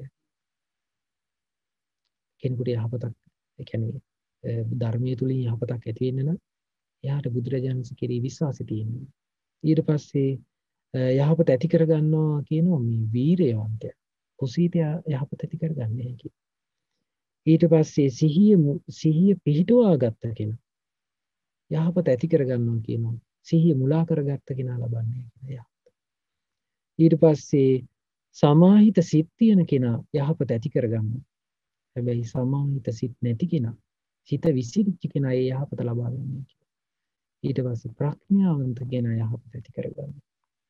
නුවණ යොමු කරන කෙනා නුවණ විමසන කෙනා ප්‍රඥාව තියෙන කෙනා යහපත ඇති කරගන්නවා. යහපත උදා කරගන්නවා. හැබැයි ප්‍රඥාව නැති කෙනා ලබන්නේ නැහැ කියලා. මොන කාරණා පහක් මොනවද? පංච බල ඒවා. ඒ තමයි සද්ධාව, වීරිය, සති, සමාධි, ප්‍රඥා. අන්න ඒවා තියෙන කෙනා තමයි යහපත ඇති කරගන්නේ. එතකොට ඒව ඇති කරගෙන ඊට පස්සේ බුදුරජාණන් දේශනා කරනවා ඉදතුව මහා නාම තථාගතං අනුස්සරෙය්‍යාස. දැන් ඒ කොහොමද මොකක්ද දැන් ඔබට දැන් අයිත් මම මතක් කරන්නම්කෝ. මොකද්ද බුදුරජාණන් වහන්සේගේ හැවිමේ සෙන්පතිතුමා මේ නේ මහා නාම ශාක්‍යය මහා නාම ශාක්‍යයන් ස්වාමීන් වහන්සේ නොඑක් විදිහට මිනිස්සු ජීවත් වෙනවා තමන්ගේ ජීවිතේ. කොහොමද මම ජීවිතය ගත කරන්න ඕනේ කියලා ඇහුවා. එතකොට බුදුරජාණන් දේශනා කළා යහපත ඇති කරගන්නේ කාරණා පහක් තියෙන කෙනෙක්. සද්ධා, සීලය, ඊට පස්සේ වීරිය, සද්ධාව, වීරිය, සතිය, සමාධි, ප්‍රඥා. සද්ධා, වීරිය, සති, සමාධි, ප්‍රඥා තියෙන කෙනා තමයි යහපත ඇති කරගන්නේ. ඊට පස්සේ තව කාරණා කීපයක් බුදුරජාණන් කියලා දෙනවා. ඒ තමයි මහා නාමය. ඒ ආර්ය ශ්‍රාවකයා තථාගතයන් වහන්සේව සිහි කරනවා. තථාගතයන් වහන්සේ කියන්නේ බුදුරජාණන් වහන්සේ සිහි කරනවා කියන කොහොමද ඉතිපිසෝ භගවා අරහං සම්මා සම්බුද්ධ ඒ වගේ බුදුරජාණන්සේ ගුණ සමහරවිට පිළිවෙලට සිහි කරන්න නැති වෙන්න පුළුවන්. පිළිවෙලට සිහි කරන්න කියලා එහෙම නෙමෙයි කියලා දෙන්නේ. යම් ගුණයක් බුදුරජාණන්සේ හිතන්න පුළුවන්. ඒ ගුණේ සිහි කරන්න නේද? දක්ෂ කෙනා හැම ගුණයක්ම සිහි කරනවා. ඒතර බුදුරජාණන් වහන්සේ අපිට හිතනවා කියමුකෝ බුදුරජාණන් වහන්සේ අපිට නිතර මතක් වෙන බුදුරජාණන් වහන්සේ අනුත්තර පුරිස ධම්මසාරති ගුණේ මතක් වෙනවා. අපිට ඒක සිහි කරන්න පුළුවන් බුදු ගුණය. බුදුරජාණන් අනුත්තර පුරිස ධම්මසාරති ගුණය කියන්නේ මොකක්ද? පුරුෂයන් දමනය කරන්න දක්ෂයි. පුද්ගලයන් දමනය කරන්න දක්ෂයි. ඒ දක්ෂතාවය කොච්චර බලපානවද කියන්නේ මේ කාලෙත් බුදුරජාණන් වහන්සේ පිරිනුවම් පාලා දැන් අවුරුදු 2500 ගාන 2500 ගාන වෙලත් තාමත් ඒ ගුණේ ඒ ගුණේ බලපානනේ. තාමත් මේ අකුසල් වලින් යට වී හිටපු අය මේ ධර්මයේ මුණ ගැහිලා ධර්මයේ තුල দমনය වෙන්නේ නැද්ද? දැන් සමහරලාට ඔබත් සමහරලාට නෙමෙයි ඔබත් দমনය වෙලා තියෙන බුදුරජාණන් වහන්සේගේ අනුත්තර පුරිස ධම්මසාරති ගුණයට. ඒ ගුණය නිසා පුද්ගලයන් দমনය කිරීමේ හැකියාව. සමහරලාට ගුරුවරයෙක්ව দমনය කරන්න ගුරුවරයෙකුට ශිෂ්‍යයව দমনය කරන්න බෑ. නමුත් ධර්මයකට පුළුවන්. එතකොට මේ ගුණය අපිට එහෙම බුදු ගුණයක් කල්පනා කරන්න පුළුවන්. අන්න එහෙම බුදුරජාණන් වහන්සේ සිහි කරන ආරි ශ්‍රාවකෙක් එතන තියෙන යහපත මොකද්ද? නේවස්ස තස්මින් සමේ රාග පරිඨිතං චිත්තං හෝති. ඒ වෙලාවේ යාට රාගින් යටවෙච්ච හිතක් නැහැ කියන. අපිට බුදුරජාණන් සිහි කර ඉන්නවද? අපේ දවස් 30ම අපි හිතමු නිදා ගන්නකම් දවස් 30ේම බුදුරජාණන් සිහි කරනවා කියලා. අන්නේ එතකොට එයාට ඒ හේතුවෙන් රාගයෙන් යටවෙච්ච හිතක් නැහැ කියන. බුදුරජාණන් සිහි කර ඊට පස්සේ න දෝෂ පරියුට්ඨිතං චිත්තං හෝති. ද්වේෂයෙන් යටවෙච්ච හිතක් එයාට නැහැ කියන. ඒ වෙලාවේ. ඊට පස්සේ න මෝහ පරියුට්ඨිතං චිත්තං. රැවටිච්ච මුලා වෙච්ච හිතක් නැහැ ඒ වෙලාවේ. උජුගත මේවස්ස තස්මින් සම්මේ චිත්තං හෝති. ඔහුගේ හිත ඍජු වෙලා තියෙන කියන බුදුරජාණන් සරණ කරනවා. උජුගත චිත්තෝ කෝපන මහානා මරිය ශාවකෝ. ඒ ඍජු සිතක් තියෙන කෙනා ඍජු සිතක් ඇති කරගත්ත කෙනා ලබති අත්ථ වේදං ලබති ධම්ම වේදං. එයාට යහපතේ සතුට ලැබෙනවා කියන. අන්න බුදුරජාණන් සිහි කර ඉන්නකොට එයාට බුදුරජාණන් මුල් කරගෙන මුලින්ම රාග සිතක් රාග සහිත ද්වේෂ සහිත මෝහ සහිත සිතුවිලි එයාගේ නෑ ඒලා. එතකොට ඒ වෙලාවේ බුදුරජාණන් මුල් කරගෙන එයාගේ සිත ඍජු වෙනවා. එහෙම ඍජු සිතක් ඇති කරගත්ත කෙනාට ධර්මයේ සතුට ලැබෙනවා කියන. යහපතේ සතුට ලැබෙනවා කියන.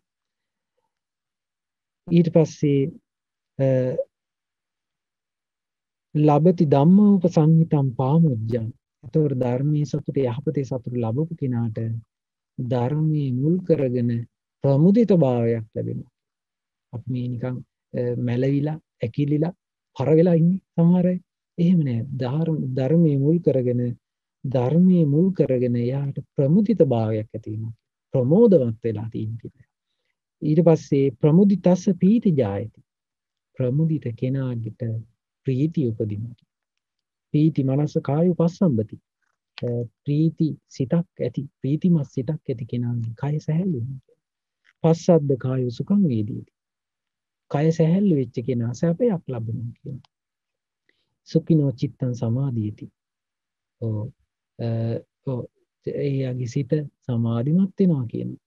එතකොට සිත සමාධිමත් වෙනවා. එතකොට බුදුරජාණන් දේශනා කරනවා අයං උච්චති මහා නාම අරිය ශාවකෝ විසම ගතාය පජාය සම්පත්තෝ විහෙරති.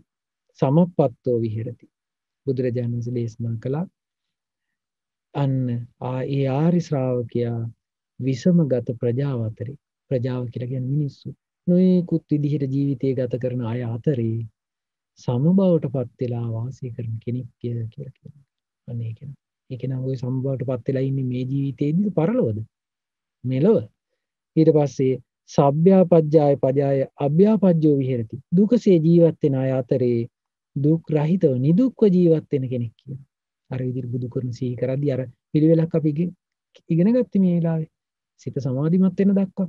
අන්න ඒ විදිහට ඉන්න කෙනා දුකසේ ජීවත් වෙන අය අතරේ සැප නිදුක්ව ජීවත් වෙන කෙනෙක් කියනවා. ඊට පස්සේ ධම්මසෝතං සමාපන්නෝ බුද්ධානුස්සතින් භාවේති. දහම් මගට පැමිණිලා බුද්ධානුස්සතිය වඩන කෙනෙක්. එතකොට ඔන්න ඔබට මම මේ කාරණා කියලා දුන්නේ මහා නාම සූත්‍රයේ ඔය පළවෙනි කාරණා. දැන් දෙවෙනි කාරණාව තමයි එතනදී බුදුරජාණන් දේශනා කරන එයාට ධර්මයේ සීකරන්න කියලා. ඒ ධර්මයේ සීකරද්දිත් ඒ යහපත තියෙනවා. සංඝරත්නයේ සීකරන්න කියනවා. සංඝරත්නයේ සීකරද්දිත් ඒ යහපත තියෙනවා. ඊට පස්සේ සීලේ සීකරන්න කියනවා. බුදුරජාණන් ශ්‍රාවකයාට බුදුරජාණන් වහන්සේගේ ශ්‍රාවකයාට සීලේ සීකරන්න කියනවා. සීලේ සීකරද්දිත් ඔය විදිහට දුකසේ ජීවත් වෙන අය අතරේ නිදුක්ව ජීවත් වෙන්න පුළුවන් කියලා. ඊට පස්සේ බුදුරජාණන් දේශනා කරනවා දවස මේ විදිහට ගත කරන්න කියලා. මොකද්ද? ත්‍යාගය සිහි කරන්න කියලා. ඔන්න ඔබට අද මාතෘකාව. ත්‍යාගී මෙලොව යහපත. දැන් මෙතන විස්තර කරනවා භාග්‍යතුන් වහන්සේ දේශනා කරන අත්තනෝ ඡාගං අනුසරියාසි. තමන්ගේ ත්‍යාගය සිහි කරන්න කියලා. කොහොමද? ලාභා වතමි සුලද්ධං වතමි යෝහම් මච්චේර මල පරිඋට්ඨිතාය පජාය. මට ලාභයක්මයි. ඊට පස්සේ මනා ලැබීමක්මයි. මම මේ මසුරුකමින් ජීවත් වෙන අය අතරේ විගතමල මච්චරේන චේතස ආගාරං අජ්ජා වසං. මම මසුරුකමින් ජීවත් වෙන අය අතරේ මසුරුකම දුරු කරපු හිතින් ඉන්නවා. එන ඔබටත් කල්පනා කරන්න හොඳ දෙයක්. දැන් දන් දෙන්න පුරුදු වෙච්ච කෙනා, නිතර දන් දෙන කෙනාට සිහි කරන්න දෙයක් තියෙන මොකද්ද? එයා දන් දෙන කෙනෙක්. එතකොට එයා කොහොමද සිහි කරන්නේ? ඔබ මෙහෙම සිහි කරොත් මේ කිසිම වැඩක් නැහැ, කිසි කෙනෙක් වැඩක් නැහැ. මං විතරයි දානෙ දෙන්නේ. මං විතරයි දාන්නේ, කිසි කෙනෙක් වැඩක් නැහැ මේ කියලා තරහ හිතින් හිතනවා. ඒක හරියන්නේ. අපිට හිතන්න පුළුවන් මෙහෙම. මට ලාභයක්මයි. මට මනා ලැබීමක්මයි. මට හොඳ ඒක කොහොමද කියන්නේ? හොඳ අවස්ථාවක් මට මේක. නේද? මට හොඳ අවස්ථාවක් මට ලැබුණා. මට මොකක් හරි ලැබිච්ච දුර්ලභ අවස්ථාවක් මේක. මොකද්ද? මම මසුරුකමින් ඉන්න අය අතරේ මසුරුකම දුරු කරලා ඉන්නේ. අන්න එහෙම හිතුවොත් අපිට යහපතක් නේද? අර විදිහට හිතන්නේ නැතුව මම මසුරුකමින් ජීවත් වෙන අය අතරේ මසුරුකම දුරු කරලා ඉගෙදර ඉන්නේ. ඊට පස්සේ මුත්ත චාගෝ මම දන් දෙන්න අතහැරලා ඉන්නේ. මම දන් දෙන්න අතහැරලා ඉන්නේ. පයතපානි දෑත් සෝදගෙන ඉන්නේ මම දන් දෙන්න. දෑත් සෝදගෙන ඉන්නවා කියන එක අදහස් කරන්නේ යා සූදානම් වෙන වෙලාව. නේද? අපි දෑත් සෝදනවනේ කෑම කන්න කලින්. ඒ කියන්නේ අපි කෑම කන්න සූදානම්. ඊට පස්සේ අපි හිතමු මොනවා හරි පිරිසුදු දෑතින් කරන්න ඕන දෙයක් තියෙනවා කියලා. එතකොට එයා දෑත් ටික පිරිසුදු කරාට පස්සේ එයා ඒකට සූදානම්. අන්න ඒ වගේ දන් දෙන්න සූදානම් කෙනෙක්. ඕන වෙලාවක කෙනෙක් ආවොත් එයා සූදානමින් ඉන්නවා දාන දෙන්න. ඕන වෙලාවක. එතකොට රැයක හෝ දවාලක හෝ ලැබෙනවා නම් කෙනෙක් මගින් දෙයක් ඉල්ලන ඒ දේ දෙන දෙයින් යාට යහපතක් වෙනවා. Tamanට පිනක් රැස් වෙනවා. අන්න ඒ දේ දෙනවා යා. ඊට පස්සේ පයතපානි ඊට පස්සේ වොස්සග්ගරතෝ දන් දීමෙන් ආස කරන දන් දෙන්න. ඊට පස්සේ යාචයෝගී කෙනෙක් වෙනවා. ඔබටත් යාචයෝගී කෙනෙක් වෙන්න පුළුවන්. දැන් ඔබට මම උදාහරණයක් කියන්නම්. මේ දරුවෝ අතරේ සමහර කෙනෙක් ඉන්න පුළුවන් මෙහෙම. දැන් ඔබ හිතන්න ඔබට දැන් හදිසියේ ඔබට උපකාරයක් ඕන. ඔබ හිතන්න කාගෙන්ද මම මේ උපකාරය ගන්න? හිතන ගමන්ම කල්පනා වෙනවා. මම මෙයාගෙන් උදව් ගන්න. ඔබේ යාළුවෙක් මතක් වෙනවා. අන්න එයාට යාච යෝගීකම තියෙනවා. යාච යෝගීකම තියෙන කාටද? එයාට. මොකද එයා දන් දෙන්න සුදුසු කෙනෙක් බවට පත් වෙලා. ඔබටත් පුළුවන් සුදුසු කෙනෙක් වෙන්න. දැන් ඔන්න ඔබට කාගෙන් හරි උදව්වක් ගන්න හිතෙනවා නම් එතකොට ඔබට කල්පනා වෙන යම් කෙනෙක් ඒ කෙනා ඒකට සුදුසු කෙනෙක් නිසා ඒ කල්පනා වෙන්නේ. මොකද ඒ කෙනා යමක් ඉල්ලද්දී එයා කවදාවත් ඒකට Tamanට දෝෂ කියන්නේ ලැජ්ජාවට පත් කරන්නේ මේ ඊට පස්සේ බැනලා දෙන්නේ ඊට පස්සේ ලැජ්ජාවට පත් කරලා දෙන්නේ. එහෙම අයත් ඉන්නවනේ. සමහර අය ඉන්නවා දෙනවා යමක්. දෙන්නේ බැනලා දොස් කියලා. ඔයා මතකයි දැන් ඔයාට මම මතක් කරන්නේ. මං ඔයාගෙන් දා ඉල්ලුවා ඔයා මට දුන්නේ නැහැ. නමුත් මං අද දෙනවා කියලා හිත රිදවලා දෙනවා. නේද? එහෙමත් කරන්න පුළුවන්. හැබැයි යාචයෝගී කෙනා එහෙම නැහැ. එයා ඕන කෙනෙක් එයාගෙන් ඉල්ලන්න සුදුසු කෙනෙක් බවට පත් වෙලා ඉන්නවා. එයා කෙනෙක් ඇවිල්ලා ඉල්ලද්දි මූණ කුරුටු කරගන්නේ. ඊට පස්සේ එයා සතුටු කරනවා ඉල්ලන කෙනාට නේ ඔයා ඉතින් හැමදාම ඉල්ලන්නේ නැහැනේ. ඔයා ඕන වෙලාවක මට ඇවිල්ලා කතා කරන්න මට පුළුවන් නම් මම කරනවා. අන්න එහෙම වචන කියනවා. අන්න එයා යාචයෝගී කෙනෙක්. අන්න යාචයෝගී දැන් මෙයා හිතනවා මේ ඊට පස්සේ මුත්තර චාගෝ පයතපානි වස්සග්‍රත යාචයෝගී අන්න ඒ ලක්ෂණ තියෙනවා කියලා මෙයා හිතනවා තමන් ගැන. අනේ මම මේ දන් මසුරුකමින් ජීවත් වෙන අය අතරේ මම මසුරුකම දුරු කරපු හිතින් ඉන්නේ. මම දන් දෙන්න අතහැරපු සිටින් ඉන්නේ. මම යාචයෝගී කෙනෙක්. මම දන් බෙදීමේ ඇලී වාසය කරන කෙනෙක් කියලා එයා හිතනවා. අන්න එහෙම හිතනකොට මොකද්ද වෙන්නේ? එයා එහෙම හිතනකොට එයාගේ හිත රාගයෙන් යට වෙලා නැහැ. එයා ඒ විදිහට දානීය ත්‍යාගයේ සිහි කරනවද? ඒ වෙලාවේ ද්වේෂයෙන් යටවෙච්ච හිතක් එයාට නැහැ. එයාට මෝහයෙන් යටවෙච්ච හිතක් නැහැ. එතකොට එයා දානීය මුල් කරගෙන ත්‍යාගය කියන ගුණය මුල් කරගෙන සිත ඍජු වෙලා තියෙනවා. එතකොට එයාට සිත ඍජු වීම හේතුවෙන් එයාට ධර්මයේ සතුට යහපතේ සතුට ලැබෙනවා. එහෙම යහපතේ සතුට ලැබු කෙනාට ඒ ධර්මයේ මුල් කරගෙන ප්‍රමුදිතභාවය ඇති වෙනවා. ප්‍රමුදිතස්ස පීති ජායති. ඒ ප්‍රමුදිත මේ කෙනාගේ ප්‍රීතිය හට ගන්නවා. ප්‍රීති මනසකායෝ පස්සම්බති. ප්‍රීති සිතක් ඇති කෙනාගේ කය සැහැල්ලු වෙනවා. පස්සද්ද කායෝ සුඛං වේදීති. ඒ සැහැල්ලු කයක් තියෙන කෙනාට සැපයක් ලැබෙනවා. සුඛිනෝ චිත්තං සමාධියති. සැපයක් ලබන කෙනාගේ සිත සමාධිගත වෙනවා. එතකොට අයං උච්චති මහා නාම ආර්ය ශ්‍රාවකෝ. මහා නාමේ මේ ආර්ය ශ්‍රාවකයාට කියනවා විසමගත ප්‍රජාව අතරේ විසම විච්ච ප්‍රජාව අතරේ සමබවට පත්වෙච්ච කෙනෙක් කියලා. දුකසේ ජීවත් වෙන අය අතරේ නිදුක්ව ජීවත් වෙන කෙනෙක් කියලා. දහම් මගට පැමිණිලා ත්‍යාගානුස්සතිය සිහි කරන කෙනෙක්. බලන්න යහපත. දානේ. ඒතකොට මේ යහපත මෙලවදී ලැබෙන එකක් නේද? දානේ ආනිත්‍ය දැන් Taman දන් දුන්න කියන එක මෙලවදී අපිට හිතන්න පුළුවන් එක. ඒතකොට මෙලවදී ලැබෙන යහපත දැක්කද? එතකොට අන්න එතකොට ඒක තමයි බුදුරජාණන්සේ අවවාදී. බුදුරජාණන්සේ අවවාදී තමයි මේ විදිහට සිහි කරන්න කියනවා. මේ ජීවිතය ගත කරද්දී අන්න මේ විදිහට ජීවිතය ගත කරන්න කියනවා. ත්‍යාගය සිහි කරන්න. බුදුරජාණන් සිහි කරමින් ජීවිතය ගත කරන්න කියනවා. අන්න එතකොට එයාට දැන් බලන්න සිත සමාධිමත් වෙනවා කියන කොච්චර යහපතක්ද? අන්න ඒ යහපත ලැබෙන ත්‍යාගය පුරුදු කරන කෙනාට. ඒක මෙලවදී ලැබෙන යහපතක්. ඒතර නොයේකුත් මේ ධර්මයේ කියන්නේ අපි නොදන්න කාරණා ගොඩ තියෙනවා පින්නතුන්.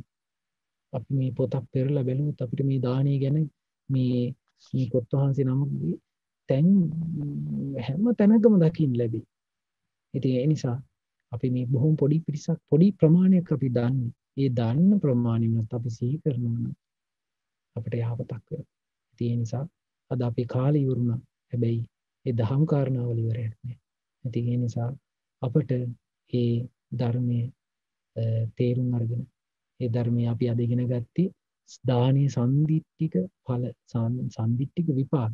ඒ සම්දිට්ඨික විපාක සම්දිට්ඨික ආනිසංස තේරුම් අරගෙන දන් දෙන්න අපට සිතුවිලි පහළ වේවා. මසුරුකම දුරු කරන්න අපට ලැබේවා. අප සියලු දෙනාටම සේක බල ඒ සද්ධාව සීලය සුපය ඒ වගේම ත්‍යාගය ප්‍රඥාව දියුණු කරලා බුදුරජාණන් වහන්සේ දේශනා කරපු මේ භයංකාර සංසාරේ නිදහස් වෙන මාර්ගයේ ගමන් කරලා උතුම් චතුරාර්ය සත්‍ය ධර්මය අවබෝධ කරගන්න වාසනාව උදා වේවා. සාදු සාදු සාදු. අද අපිට මේ භාවනා කරන්න වෙලාව ඉතුරු වෙන්නේ නැති වේවගිනේ. අපි දහම් ගැටලු අපි කතා කරමු දැන්. බලමු මට කියවන්න පුළුවන් දහම් ගැටලු තිබුණොත් මට කියවන්න පුළුවන්.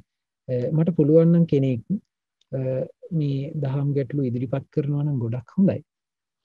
ඉන්න පොඩ්ඩක් මම බලන්න මේ කියවලා පින්නොත් ඔබට දහම් ගැටලු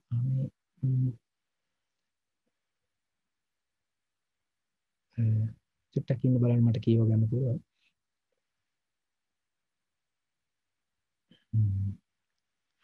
සුළු දෙයක් වුණත් දන් දීලා මහත්ඵල මහානිසංස පින් රැස් කරගන්න පුළුවන්.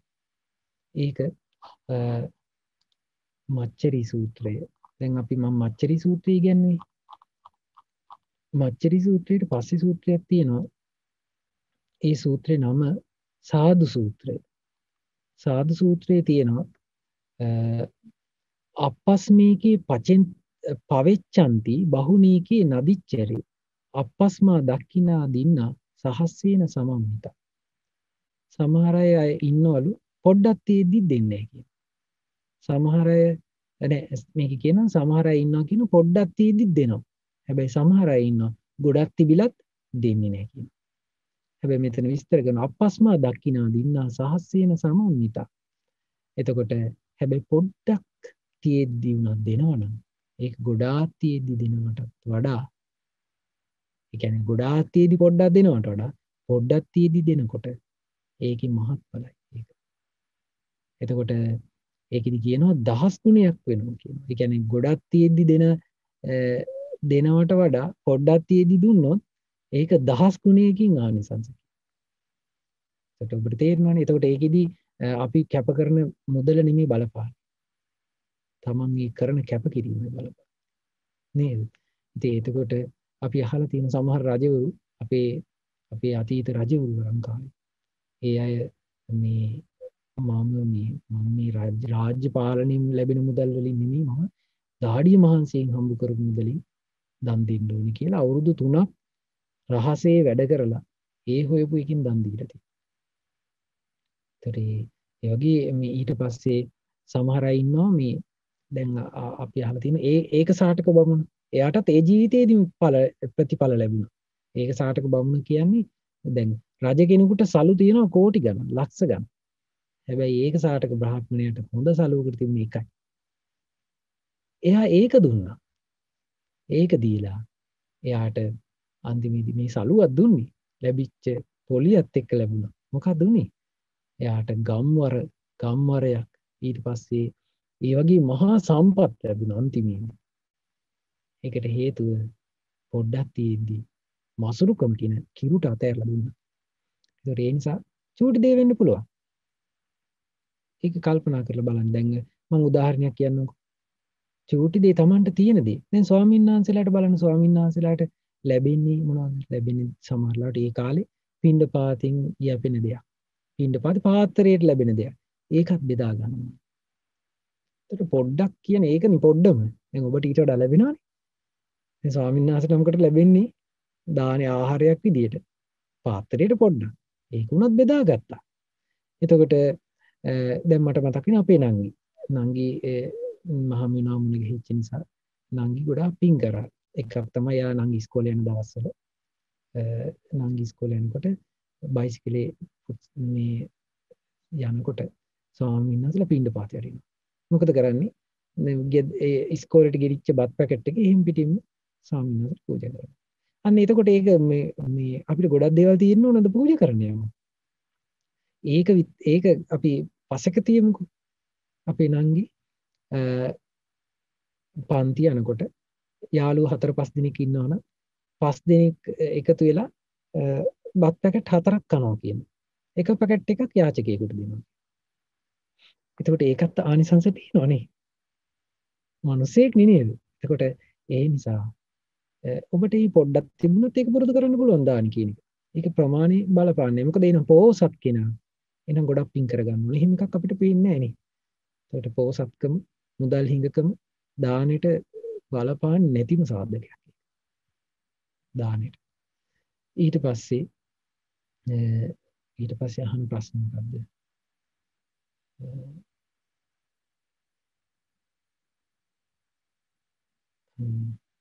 ඔව් ඊළඟට අහන ප්‍රශ්නේ මම කියන්නම්කෝ. ඔන්ලයින් මුදල් ගෙවා නැරඹීමට වැඩසටහනකට යාළුවෝ සමග එකතු වෙලා දෙන්නෙක් එකතු වෙලා ඒ එකම නරඹනවලු. එතකොට ඒකෙන් අකුසලයක් වෙනවද කියලා අහනවා. මොකද ඒක හරියටම අහුවොත් එහෙම මේ ප්‍රශ්නේ මෙහෙම තියෙන පින්න ස්වාමීන් වහන්සේ ඔන්ලයින් මාධ්‍යයෙන් පවත්වන පන්තිවල මුදල් ගෙවා එක් අයෙකුට පමණක් නැරඹීමට අවසර පවතින වැඩසටහනකට යහළුවෙකු සමග එකතු වී එම මුදල දෙදෙනා එකතු වී ගෙවා දෙදෙනාම නැරඹීමෙන් රැවටීමක් වැනි යමක් සිදුවෙන බැවින් අකුසලයක් සිදුවේද අනුකම්පාවෙන් පැහැදිලි කර දෙන සේක්වා. ඒක වැරදි වැඩ නේද? ඒක දැන් මේ කාලේ ඔබ හොඳට කල්පනා කරන්න. දැන් හොරකම කියන එක අපි හොඳට විස්තර කරගන්න ඕනේ. හේතුව දැන් මේ කාලේ ඔන්ලයින් ගොඩාක් දේවල් සිදු වෙනවා නේද? එතකොට අපි සමහරවිට මේ චූට්ටක් පොඩි දෙයක් ඒ කියන්නේ එතකොට ඊළඟට මේ කාලේ ගොඩාක් වටින දෙයක් විදිහට සලකනවා බුද්ධිය නේද? එතකොට ඒ කියන්නේ දැනුම සමහරවිට ඒ වගේ දේවල් ඊට පස්සේ මේ වගේ ශිල්ප ශාස්ත්‍ර කොහොමත් ශිල්පයක් ඉගෙන ගන්නවා නම් ඒ වගේ හොර ක්‍රමයකට ඉගෙන ගන්න එක යාට පිහිටන එක අඩු.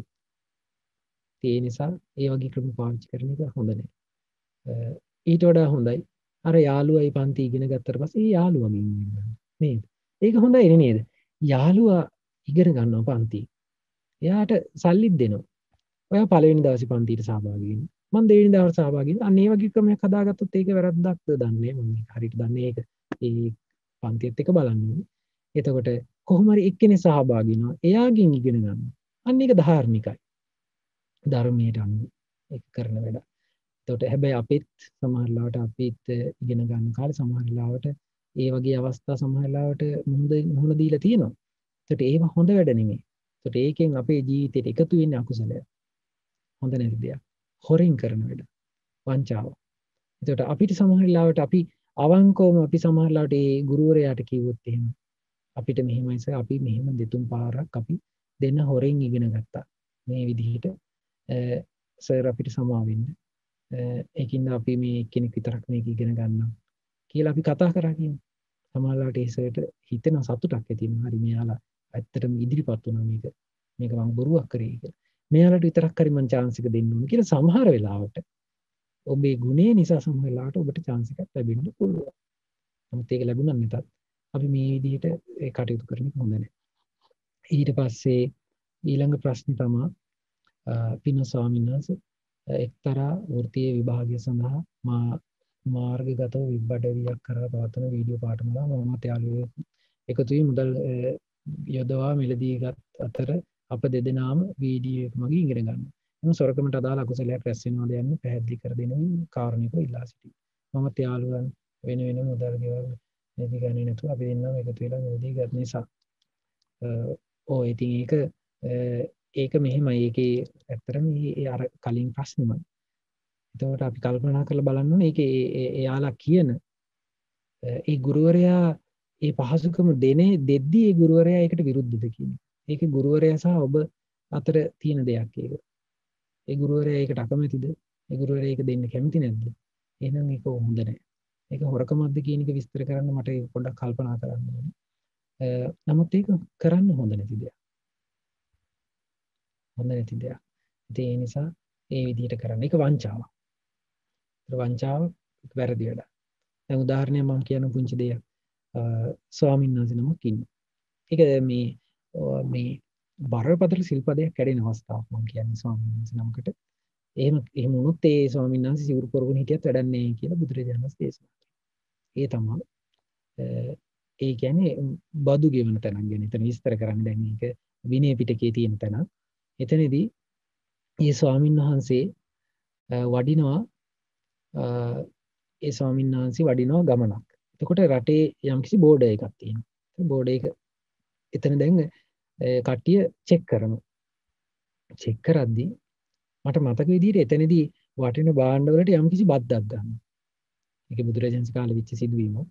බදු අය කරනවා. එක්කෝ මම හිතන්නේ මොන හරි ඒ වගේ බදු අය කිරීමක් තමයි වෙන්නේ.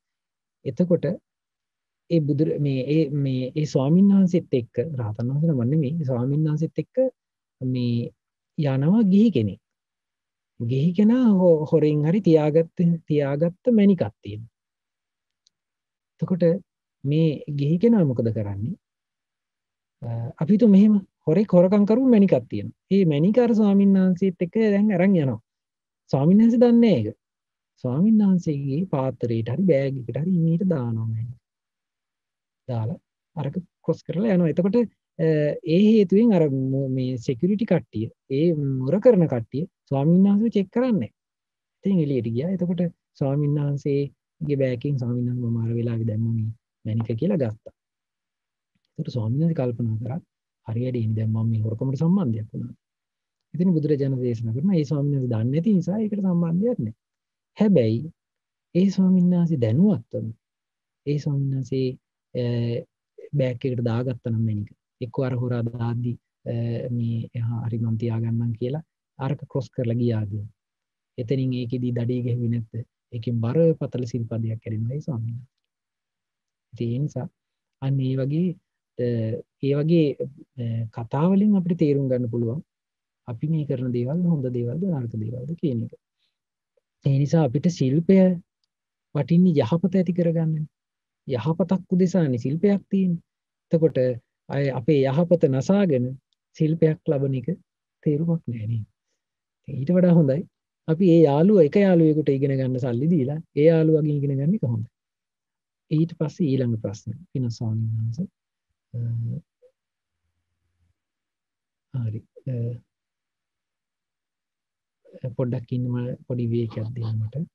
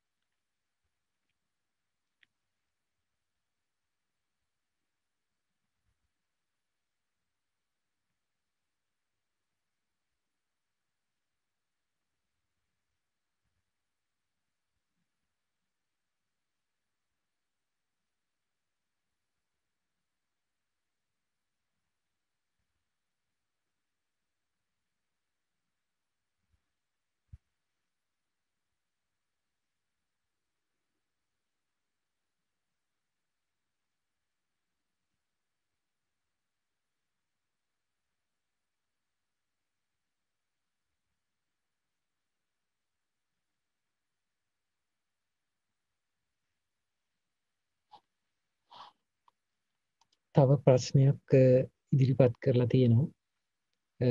ඒකෙදි මං හිතන්නේ මේ කෙනා කියන්නේ නැතුව මම ප්‍රශ්න කිව්වොත් කමන්නේ මම හිතන්නේ මේකට උත්තර දෙන්නත් එපයි. ඒකෙදි කියන්නේ තාත්තා කෙනෙක් අම්මට නිතරව සැක කරනවා. දොස් කියනවා, බනිනවා, ඊට පස්සේ නිඳා කරනවා. ඊට පස්සේ ඊළඟට සතුටක් කිසිම වෙලාවක සතුටක් දෙන්නේ නැහැ, දුක තමයි දෙන්නේ. ඊට පස්සේ අම්මා ජීවත් වෙන අම්මා මේ හම්බ කරන එකෙන් තමයි දරුවෝ ජීවත් වෙන්නේ. අන්න එහෙම තත්ත්වයක් තියෙනවා කියනවා. ඒකට මොකක්ද අපි කරන්නේ කියලා අහනවා. එතකොට දැන් මෙච්චර දැන් එතකොට දැන් මේ වගේ අවස්ථාවකදී අපිට මොනවද කරන්න තියෙන්නේ? අපි සමහර වෙලාවට අපේ සසරේ කරපු දේවල් වෙන්නත් පුළුවන් නේ. මොනවා වුණත් තාත්තා කෙනෙක් නිසා කවදාවත් තාත්තාට වෛර කරන්න හොඳ නැහැ. සමහර වෙලාවට තව තවත් තාත්තට ආදරය කරනවා. තව තවත් ආදරෙන් කතා කරනවා. ඒකට අපිට පින් රැස් වෙනවානේ. අපිට පින් රැස් වෙනවා. එතකොට අම්මා ඒ විදිහට තව තවත් කටයුතු කරද්දී අම්මටත් පින් රැස් වෙනවා. මොකද ද්වේෂය කියන්නේ අකුසලයක් නේ. ඉවසීම කියන්නේ ගුණයක්. කන්ති පරමං තපෝති තික්ක. ඉවසීම තමයි කියන උතුම්ම තපස. එතකොට අපිට මේ වර්ති කාම සේවනයේ විපාකයක් තමයි යන තන හතුරු හැදෙනවා කියන්නේ. වර්ති කාම සේවනයේ විපාකයක් විදියට සසරේ යන තන හතුරු ඉන්නවා කියන්නේ. සමහර වෙලාවට අපේම වැරදි වෙන්න ඇති මේවා කියලා එහෙම හිතන්න පුළුවන් නේ. අපේ පැත්තට වැරද්ද දාලා පිටට බාහිරට වැරද්ද පටවන්නේ නැතුව තමන්ට වැරද්ද දාගෙන අහිංසක හිටියොත් අපේ ජීවිතේ ගෙවා ගන්න පුළුවන් නේ. අපේ ඊට පස්සේ ඒ කියන්නේ ඒ විදිහට විසඳ ගන්න පුළුවන්ද කියන එක බලන්න නේ. දැන් මෙච්චර වැඩි හිටි දරුවෙක් නම් මෙච්චර වැඩි හිටි අම්මා කෙනෙක් නම් එතකොට දැන් මේ ජීවිතෙන් ගොඩාක් කාලයක් ගත කරලානේ. එතකොට මේ විදිහට අනුකම්පාවෙන් කරුණාවෙන් නේද? ඒකට තව විදිහට හිතන්න පුළුවන් වෙන අම්මා කෙනෙක් හිටියනම් මේ අපේ තාත්තට වෙන අම්මා කෙනෙක් හිටියනම් මේ විදිහේ සතුටින් ඉන්න හම්බෙන්නේ සමහර වෙලාවට ලොකු ප්‍රශ්න. ඊට පස්සේ අපේ තාත්තට ඊට පස්සේ මේ ඒ තාත්තට තමයි ඊළඟට ප්‍රශ්න කියලා. ඒ විදිහට හිතලා අනේ අපේ අම්මා ඉන්න නිසා තාත්තට පහසුයි. ඉතින් තාත්තා ඇත්තටම මේ හොඳට ජීවිතේ ගත කරන හැටි දන්නවනම් එහෙම කරන්නේ නැහැ කියලා ඒ විදිහට ಗುಣ හිතලා තාත්තගේ මොනවා වුණත් ಗುಣ ඇති. අනිවාර්යෙන් ಗುಣ තියෙනවා. නැත්තම් මේ අපිට ගහන්න පුළුවන් සමහරවිට කියන්නේ ಗುಣ කල්පනා කරන්න ඔබ දන්නවා. ඒ ಗುಣ තාත්තගේ ಗುಣ කල්පනා කරලා මොනවා වුණත් තාත්තා අපිට ආරක්ෂාව හරි දෙනවනේ. එහෙම හිතන්න. නේද? කාන්තාවක් විදියට ගෙදර ඉන්නකොට ලොකු ප්‍රශ්න වෙන්න පුළුවන්. නමුත් තාත්තා හිටියේ නැත්නම් අපිට ලොකු ප්‍රශ්න වෙන්න පුළුවන්. මම හිතන්නේ මට හිතෙන්නේ කාන්තාවක් කියලා මේ මෙතන සිද්ධිය. අපි දන්නේ කොහොම හරි අපි තුන් ගෑනු ළමෙක් ඉන්නවා කියලා ගෙදර. ඒ ගෑනු ළමයට ලොකු ප්‍රශ්න වෙන්න පුළුවන්. අම්මට ලොකු ප්‍රශ්න වෙන්න පුළුවන්. හැබැයි තාත්තා ඉන්න නිසා ඒ ප්‍රශ්නේ හරි නේන්නට අපිට කියලා එහෙම හිතන්න. ගුණයක් හිතන්න. ගුණේ හිතනකම් සතුටින් හිටියයි. ගුණේ නොහිතිනකම් දුකක් තමයි. ඒ නිසා ඒ විදිහට ගුණ කල්පනා කරමින් ඉන්න බලන්න. ගුණ ඕන තරම් ඇති. අපි නරක පැත්ත හිතන්න ගත්තොත් තමයි අපිට නරකම කල්පනා වෙන්නේ. ඒ නිසා ගුණයක් කල්පනා කරගෙන සලකමින් ඉන්න සමහරවිට ප්‍රශ්න විසඳලා යන්න පුළුවන්. නැත්තම් තව වෙන වෙලාවක ස්වාමීන් වහන්සේලාට කාර්ය විස්තර සහිතව මේක කතා කරලා විසඳගමු. තව ප්‍රශ්නයක් තියෙනවා.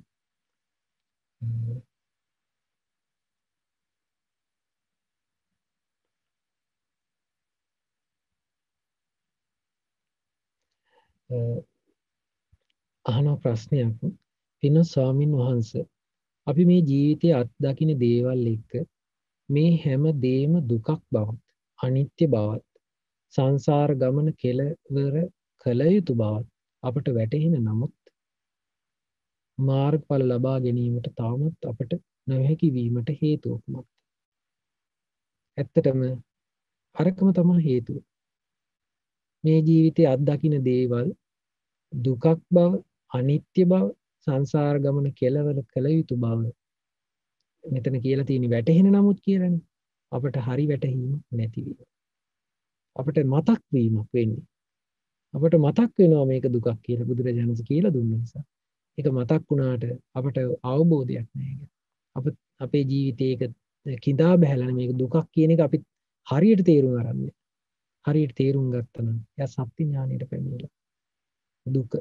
දුක අවබෝධ කර කෙනෙක් දුක හරියට දුකක් තියෙනවා කියලා මේ ජීවිතය අවබෝධ කරුවොත් එයා දුකට හේතුවත් අවබෝධ කරලා දුක නැතිවීමත් අවබෝධ කරලා දුක නැති කර මාර්ගෙත් අවබෝධ කරලා අපි හරියට දුක අවබෝධ කරලා නැති නිසායි අපි මාර්ගඵල ලබලා නැත්තේ.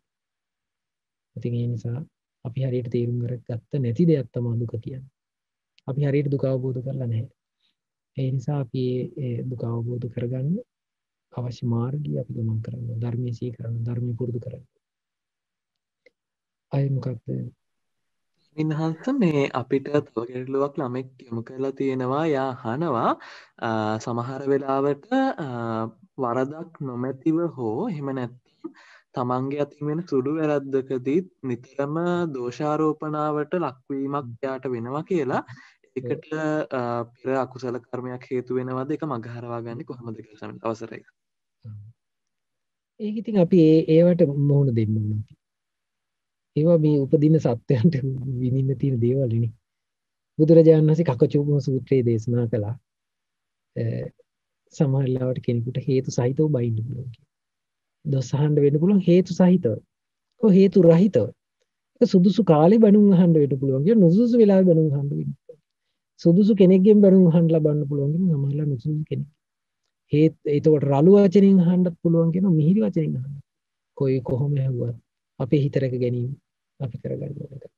එතකොට බැනුම් අහන්න වෙනවා කියන එක ඒක බලන්න දැන් බුදුරජාණන් වහන්සේ අතුල කියලා කෙනෙකුට බුදුරජාණන් දේශනා කරනවා.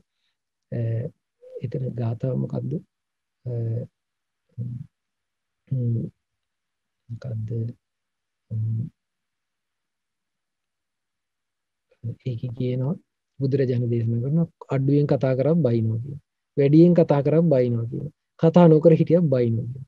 ඒ නිසා මේ ලෝකේ නත්ති ලෝකේ අනින්දිතෝ බැනුම් නොහපු කෙනෙක් නෑ කියන. ඉතින් මේ ලෝකේ ශ්‍රේෂ්ඨ මුත්මයන් වහන්සේත් බැනුම් අහනවා. ඔබ ගැන කවර කතාවදනේ? ඔබ අපි ගැන කවර කතාවද? ශ්‍රේෂ්ඨ මුත්මයන් වහන්සේ බැනුම් බුදුරජාණන් වහන්සේට බයිනවනේ. දැන් කාලෙත් එහෙමනේ නේ. එතකොට අපි ගැන කවර කතාවද? එතකොට අපි ඒවට හැබැයි නුවණ දෙන්න හයිය තියෙනවා. හැබැයි කෙනාගේ කර්ම ස්වභාවය අනුව මේ බැනුම් අහන්න අඩු වැඩි වෙනවා. එතකොට ඒක කියලා හැබැයි හැම එකම කර්මයට දෙන්න එපා. මේ ලෝකේ අපි මේ දුකටයිද දෙන්නේ මේ බැනුම් අහනවා කියන එක දුකටයි ටිකක්. ඒ මොකද්ද? අමනාප ශබ්දයක් නේද? අපි අකමැති ශබ්ද අපිට අහන්න වෙනවා. එතකොට ඔබට හිතන්න තියෙන්නේ මොකද්ද? මේ සංසාරේ ගමන් කරනකොට අපි මේ කොච්චර මේ විදියට අමනාප ශබ්ද අහලා ඇද්ද? මේ සසරමයි දුක. මේ ඉපදීම නිසානේ මේ දුක. අනේ විදියට අපිට පටිච්චසමුපාදේ කරන්න පුළුවන් නේද? ඉපදීම නිසානේ මේ වගේ දුස් අහන්න වෙන්නේ. මේ ඉපදීම කොච්චර දුකක්ද? අන්න එහෙම හිතන්න පුළුවන්. නැත්තම් තව දේශනාවක නොකරපු දේවල් වලට චෝදනා විදින්න වෙනවනම් ඒක බොරු කීමේ විපාක. අපාය සංවත්තනික සූත්‍රයේ තියෙනවා. මහවිනා වෙබ්සයිට් එකේ සමහරලාට ඔබ ගහලා බලන්න. ත්‍රිපිටක තියෙනවනේ කියවන්නේ සූත්‍ර පිටකේ. එතකොට එතන අපාය සංවත්තනික සූත්‍රය කියලා සූත්‍රයක් තියෙනවා. මේ සූත්‍රයේ තියෙනවා බොරු කියන කෙනා බොරු කීම හේතුවෙන් නිතර බොරු කීම හේතුවෙන් නිරේ යන්න හේතු වෙනවා. පෙරේත ලෝකේ යන්න හේතු වෙනවා ඒ බොරු කීම. තිරිසන් ලෝකේ යන්න හේතු වෙනවා. මනුස්ස ලෝකේ ආවොත් ඒකේ විපාක විදිහට බොරු කී විපාක විදිහට මනුස්ස ලෝකේ ආවොත් එයා නොකරපු දේවල් වලට චෝදනා වෙනවා. නොකරපු දේවල් වලට චෝදනා විදිහට බොරු කියන විපාක විදිහට. කරේ නැති ඒවට මෙයා මේක කරේ. සමහරවිට අපි ඉන්න තැන එක්ක නැති තැන කියනවා මෙයා වෙන්න නැති ඔක කරේ. ඔහොම හිටියට කියලා එහෙම කියනවා. ඉතින් ඒක එතකොට අපි ඒවා උපේක්ෂාවෙන් ඉන්න ඕනේ. අපි අපේ ගුණයක් කියද්දි සතුටු වෙන්නත් හොඳ නැහැ. අගුණයක් කියද්දි දුක් වෙන්නත් හොඳ නැහැ. අපි ඒවා හැම එකකටම මුහුණ දෙන්න හැකියාව තියෙනවා. සමහර වෙලාවට ওই ප්‍රශ්න විදිහට එනවා. ඒ නිසා අපි ඒකට කලබල වෙන්න හොඳ නැහැ. අපිට අවස්ථාවක් ලැබුණොත් ඒකට හේතුව අපි කියන්න පුළුවන්. අවස්ථාව නොලැබෙන්න පුළුවන්. නේද? අපිට අවස්ථාව ලැබෙනවා නම් අපි මේක කරේ නැහැ කියලා කියන්න. ඒක අවස්ථාව ලැබුණොත් කියන්න මම ඒක කරේ නැහැ. මම කියන්න මම කොහොමද ඔප්පු කරන්නේ ඉතින්? මම ඒක කරේ නැහැ. කියලා. ඉතින් අපිට ඒක නැත්තම් අපිට තව විශේෂ දෙයක් ඔබ ඉගෙන ගන්න. යම් කෙනෙක්ගේ සැකයට භාජන වෙන දේවල් කරන්න. අපි හිතමු දැන් ස්වාමීන් වහන්සේලාට බුදුරජාණන් දේශනා කරනවා වෙසංගනන් ඉන්න පාරේ පිණ්ඩපාතේ වඩින්න එපා. එතකොට ඒක බුදුරජාණන් දේශනා කරේ ඔය වගේ චෝදනා ලැබෙන්න පුළුවන්. එතකොට මේ වගේ චෝදනා ලැබෙන තැන් වල යන්නේ මොකටද? බුදුරජාණන්සේගේ එපා කියලා යන්න. අන්න ඒ වගේ කරත් නැතත් චෝදනා විඳින්න ඕනේ යම් කෙනෙක් ඇසුරු කරලා යම් දෙයක් කරලා ඒවා කරන්න. සමහරවිට ඔබම මේ බලෙන් දාගත්ත ප්‍රශ්න වෙන්න පුළුවන්. අනිවාර්යෙන් එහෙම. චෝදනා සමහර වෙලාවට ගමන් බිම නොගැලපෙන වෙලාවේ ගමන් බිම වෙනවා. ඊට පස්සේ නොගැලපෙන කතාවල් කරනවා. නොගැලපෙන තැන්වල ඉන්නවා. ඊට පස්සේ අන්න ඒවා ඔබට නිඳා ලබන්න වෙන ඒවා. හරිද? ඊට පස්සේ ඒ ටික තමයි නේද? තව මොනවාරි ප්‍රශ්න තියෙනවද? පින ස්වාමීන් වහන්සේ ළමෙක් අහනවා මේ අසදෘශ දාන පිළිබඳව පැහැදිලි කරන්න පුළුවන්ද කියලා. කිසිම පහදා දෙන්න පුළුවන් නම් ස්වාමීන් වහන්සේ අවසරයි. අසදෘශ දාන බුද්ධ ශාසනයකදී එක්කෙනෙක් එකපාරයින් දෙනවා කියන්නේ. ඒ වගේ කියන්නේ ඒ දානෙට සමාන කරන්න පුළුවන් දානයක් නෑ කියන එක. කියන්නේ ඒක වෙන කොහෙදවත් දකින්න ලැබෙන්නේ නැති විදිහේ දානයක්. ඒක ඒ දානේ දුන්නේ කවුද? කොසල් රජතුමා නේද? ඒතර ඒ දානේ විස්තර බුද්ධ දේශනාවේ සඳහන් වෙනවා.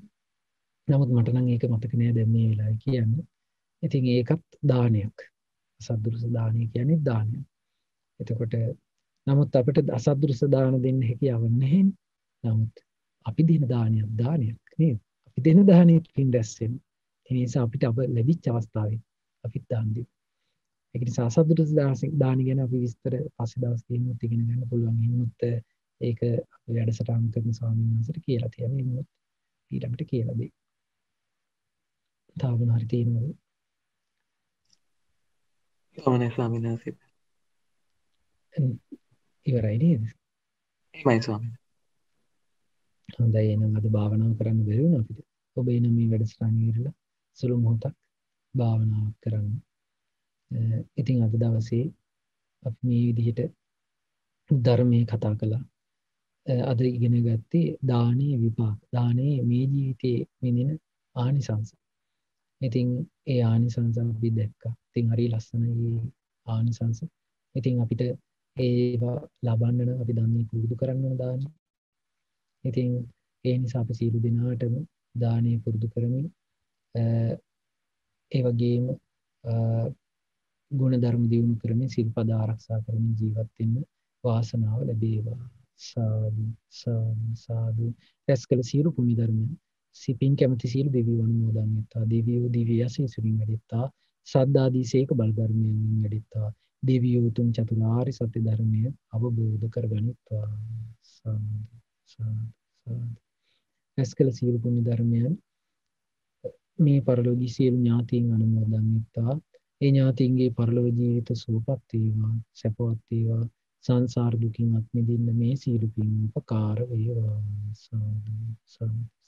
ඒ වගේම මේ ධර්මය අපිට කියලා දුන්න අපගේ ගුරු දේවෝත්තම පින්වත් ලොකු ස්වාමීන් වහන්සේ ඇතුළු ලංකාවාසී ලෝකවාසී සියලු පින්වත් ස්වාමීන් වහන්සේලා මේ පින් අනුමෝදන් වෙත්වා.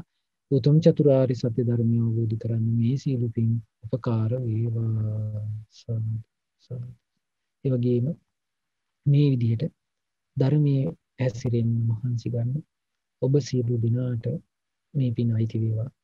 ඒ වගේම ඔබට උගන්වන ගුරුවරු සියලු දෙනා මේ පින් අයිති වේවා. ඒ වගේම දෙමව්පියන්, ගුරුවරුන්, ඥාතීත මිත්‍රාදීන්, සහෝදර සහෝදරියන් සියලු දෙනාට මේ පින් අයිති වේවා. සියලු දෙනාට නිදුක් නිරෝගී සුවපත් භාවය සැලසේවා. චිරජීවනයේ සැලසේවා. සුවසේ අධ්‍යාපන කටයුතු සිදු කරන්න. ඒ වගේම ඔබගේ ධාර්මික සිතුම් පැතුම් ඉෂ්ට සිද්ධ වේවා. මේ ගෞතම බුදු සසුන තුලදී උතුම් චතුරාර්ය සත්‍ය ධර්මය අවබෝධ කරගන්න මේ සීල පින් උපකාර වේවා. සාදු සාදු සාදු.